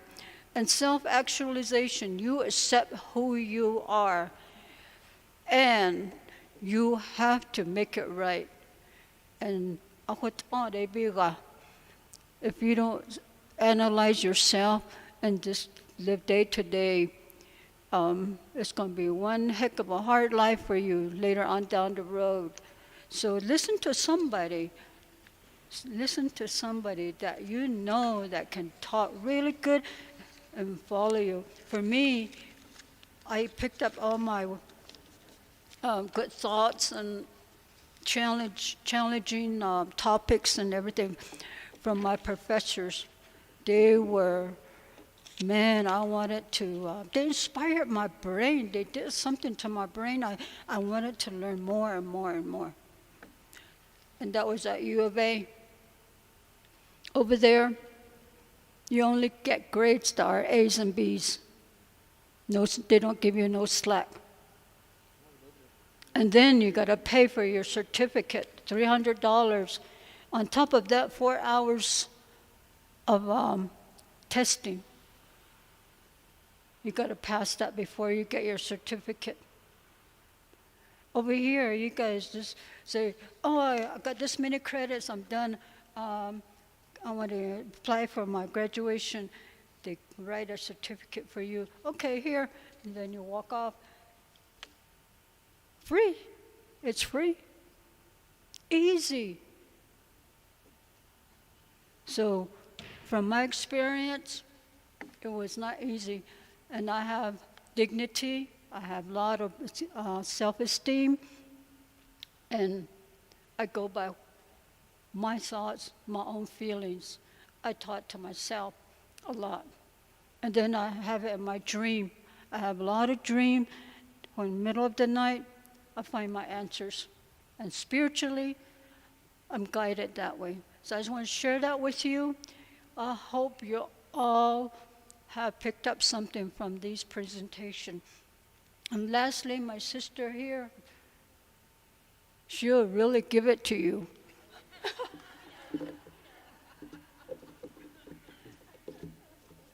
Thank you, Shema. Oh, I knew a guy who got his ear cut off when he was a baby, or a little guy when he's listening, and then his dad would always leave him, and he would try to run after him all the time, and even the dogs would run after the car. I'm just kidding. Baby was just too ugly. His dad didn't want to see him. But I'm just kidding. Thank you guys again for staying with us this long, and can you give me that? And next, yeah, we're gonna have a next presentation. That's gonna be by Shade. She's gonna talk a little bit about some of the roles and responsibilities of being in a relationship, and some of the things that she touched up on Shema right here just a moment ago. No way, do just either to cut I just get Dreyat a little less or sayat a little less. What did she just where all those things, are things to think about, as Navajo and as Navajo and Tlinigi, Ikuta and Hitchahata Asti. And somewhere along the way we pick up all of these things. Somebody has said that to us. Somebody has said that those meaningful things to us, and we hold on to those things. And wherever it is in our lives that we hold on to those things, we want to make them, work for us today. So, kuta o ani kad yaha tota no way to jinida da jinena. There's nothing that can fix that anymore. Those prayers, they're gone, no longer with us. So we have to be mindful now. We're a different generation now. But it's different because they're a little bit more softer. They had all those things. So there's an as Twido Asian so these young little kids that she's talking about, the younger generation, it's like that. We talk to them carefully. We have to be careful with that. So Sharon Nelson, she's a Dana culture, language, and leadership here at the university, and she's a faculty congress president. She was the past chair of undergraduate Dana studies program, executive director of the Heartbeat Music Project, and a board member of the Navajo Language Academy and language director of Galactic. Homegrown by Navajo Technical University, she believes that every Dene person has the inherent right to know and learn their culture and language. And she's humbled to be a silent warrior, woman pushing back on colonization through revitalization of our culture and language. Please welcome Ms. Sharon Nelson.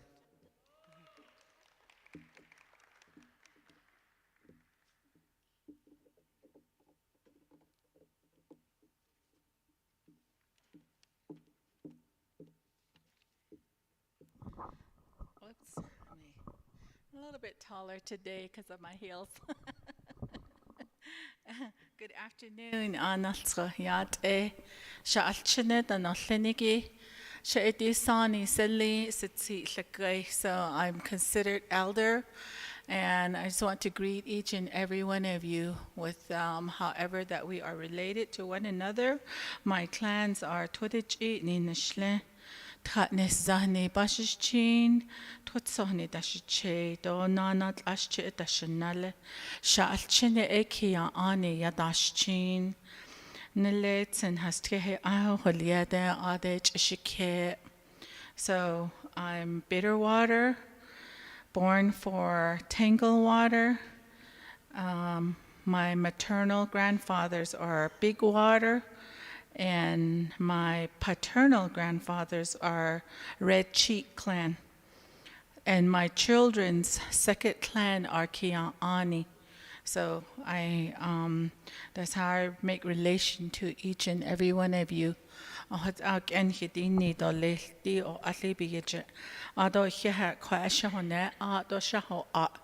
I appreciate the opportunity to stand here before you and to impart some cultural knowledge that I have come to understand. So thank you, Sitsile, for introducing me. Appreciate that. I was asked to be here. So in talking about relationships, and relationship with other people, relationships with in your home, the environment that you have. So, and this is talking from a female perspective or looking at things from a female perspective. So What I want to say is, before we make relationality to anybody, we have to first look at ourselves. Ahwe ha'ila e ban case halate a project the neck epideshnil. So you have to be self-aware of your mental capacity. Ban case ado your emotional capacity, your emotional health. Ado your spirituality, your hua anne walye. Ado ad into your physical body. You have to understand that first about yourself before you can make a good relationship outside of yourself. Ako eshin bayashti doleh. From a female perspective, with the gentlemen that are in here and maybe on Zoom, you probably think to him, well, what does this have to do with me? Well, it has every bit to do with male, because all male, they have relationships with mothers, they have relationship with sisters, they have daughters, they have aunts, they have grandmothers. So if you understand this from a male perspective, I guarantee you that you will have a wonderful relationship outside of yourself with these females. Okay, so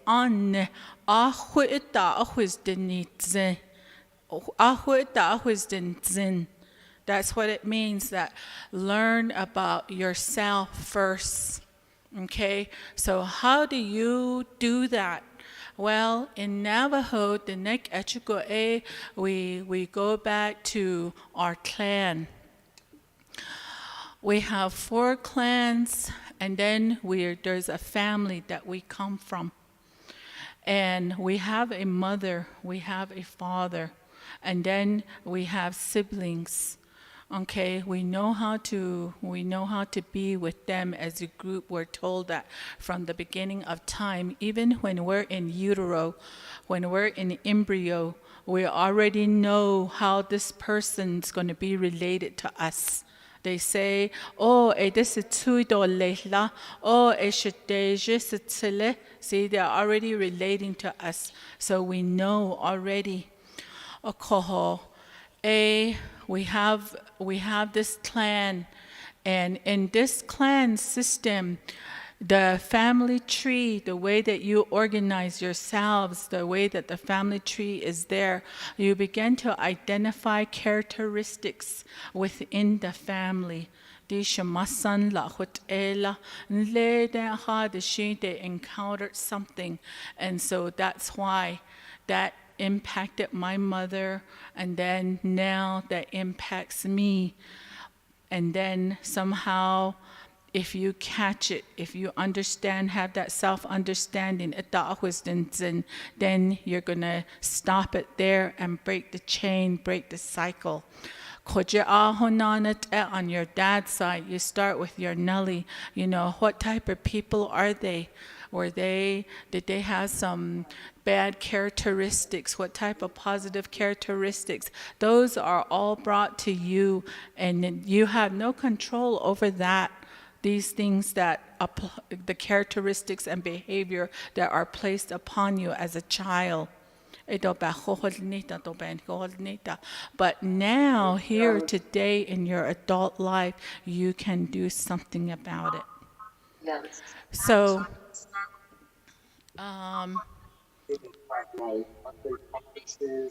Okoho.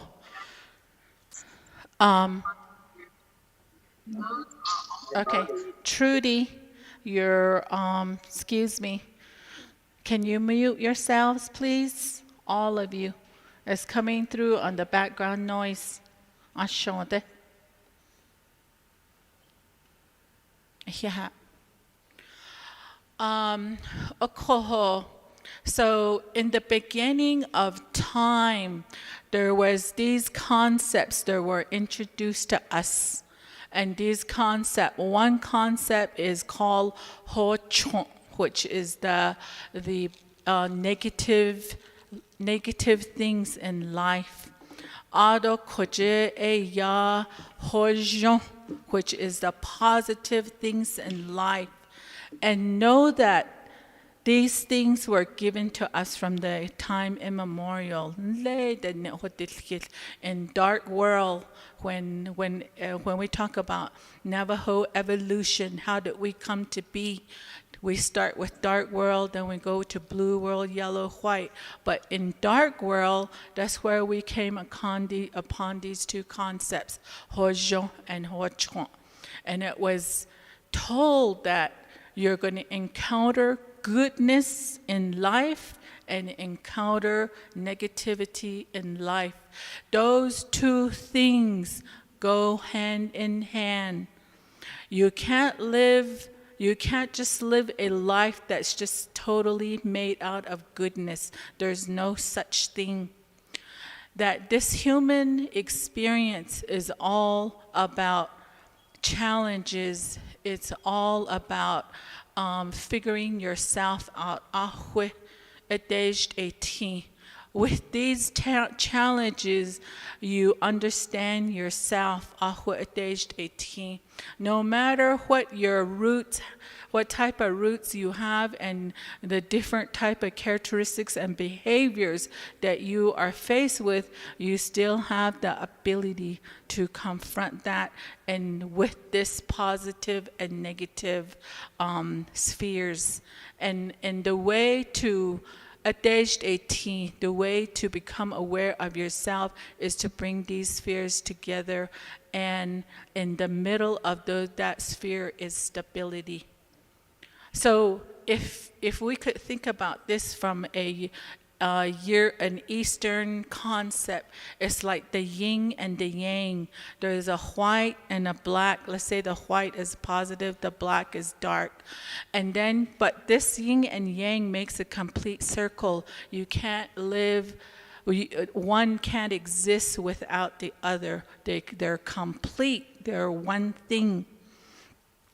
So that's what balances each other, those two things. So if you think about it, our number one reason for being and becoming is to be at peace with yourself. When you can do that, that's when you know that you have you have come to self-realization and self-actualization when you can do that, when you're stable enough to do that, okay? So anytime we can go out of sync in these two spheres, Hojon and Hochuan, we can swing from positive to negative if something tragic happens to us. Like what happened in the pandemic, we lost a lot of our relatives. We shed a lot of tears and emotion. We were very emotional during this time. We're still going through that. So we swung on this side to the negative side. But how do you bring yourself back to the middle where you are stable? Well, we have to think about concepts of what different things in the stories of our Navajo culture. You're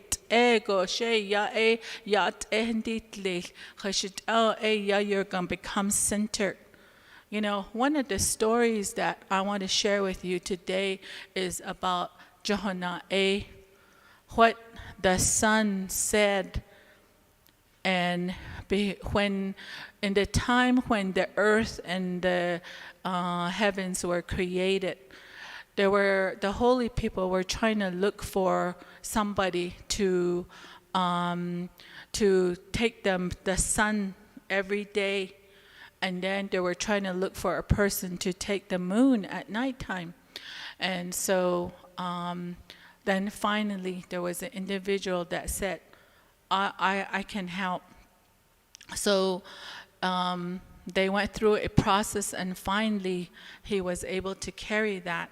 And then he said, but one thing, I'm going to do this. I'm going to make two rules, he said. The first rule is every day that I come up from the east and go down to the west, I would have done my job. But the cost for doing that is I'm going to take a human life with me. So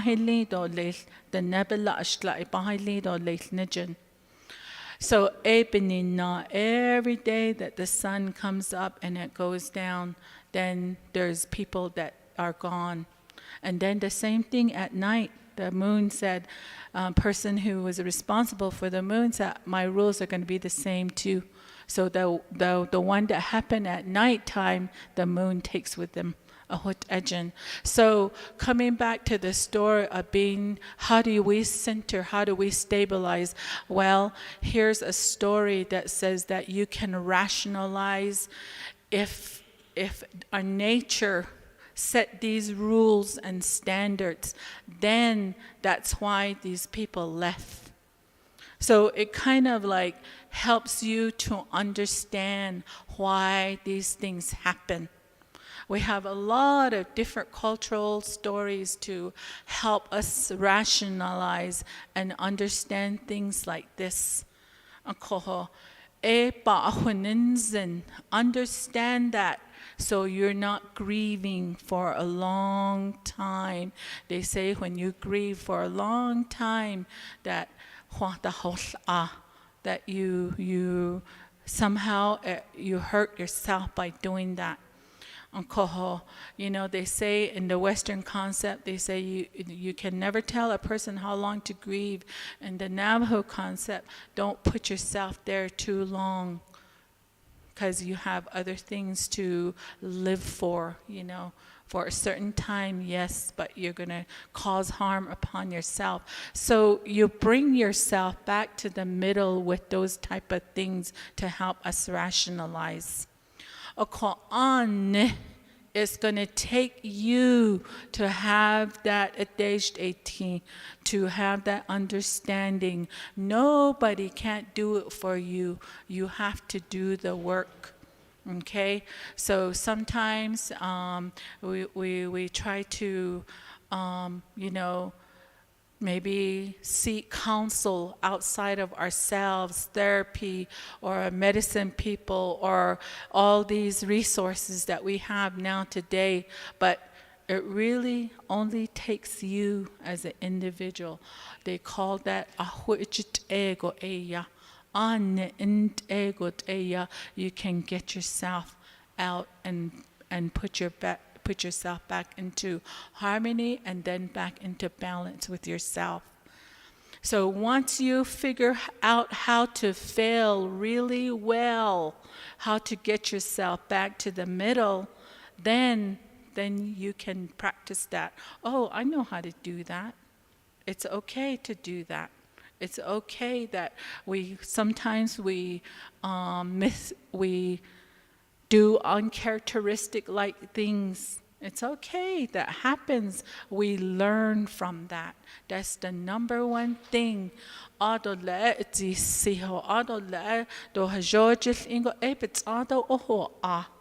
we can't tell our children, just stay on this perfect road. We want you to be a perfect child, you know. There's none of that, you know. There's learning. I know that in my past, I made a lot of mistakes.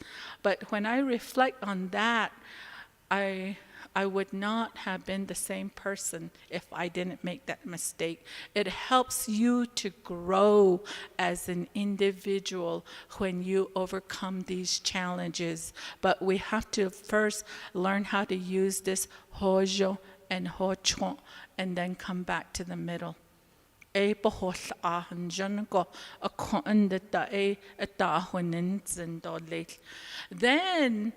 When you get into a relationship, after you have figured yourself out, after you have become aware, in any relationship that you choose to have, it's going to be very healthy relationship. Because you're not going to be blaming the other person. You're not going to say, oh, so-and-so's like this, that's why our relationship didn't work out. You already know how you are as a person, okay? So you're not going to blame anybody else. You know how to take care of yourself. So one of the most important things that I believe that we should really understand is taking care of our words. Grandma says, "Nizad ba'ohliya." Take care of your words, because remember that there's no words for I'm sorry. In Navajo, there's no words for I'm sorry. Once you say something and the words leave your mouth and the words vibrate into the atmosphere, then you can't grab those words back and put it back in your mouth. It's gone. It's done. It's a done deal. So that's why Grandma said, think about it first. In case,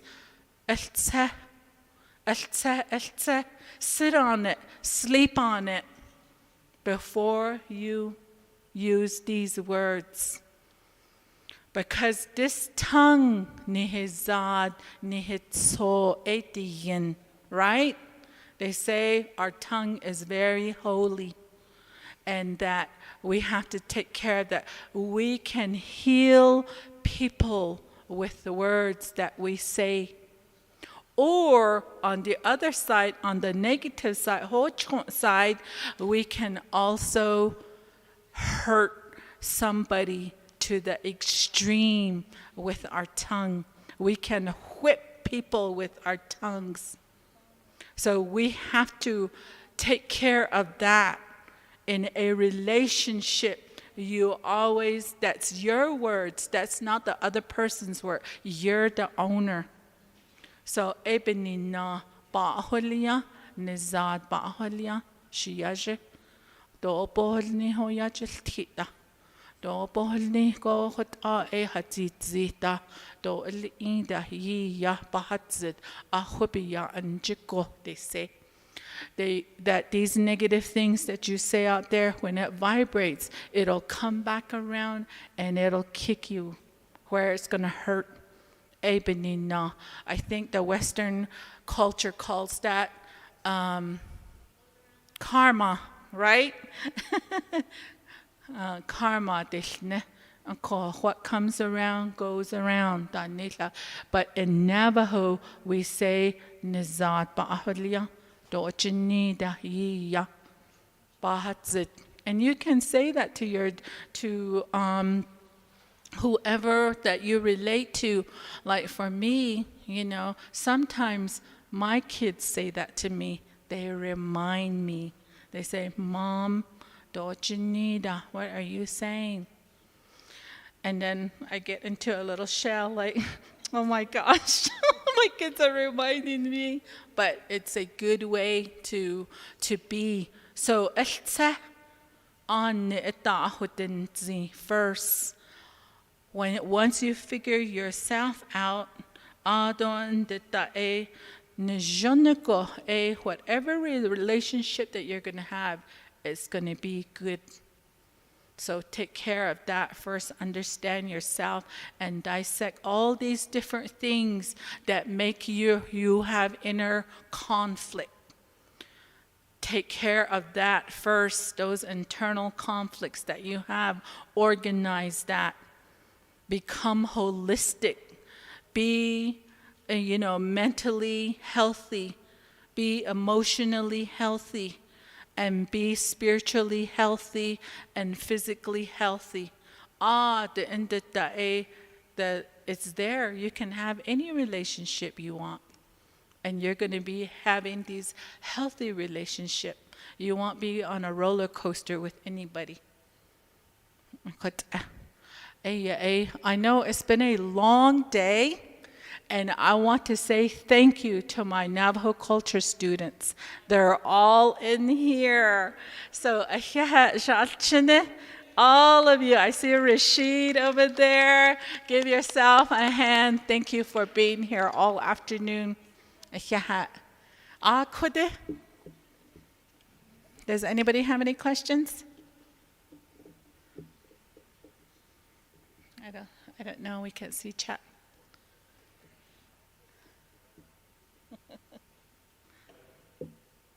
Okay. Atengida. Hakoshi. Kodedole. Yeah.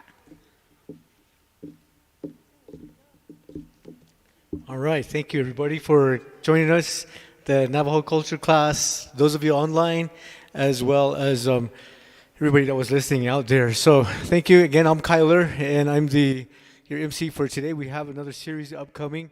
Please be on the lookout for that.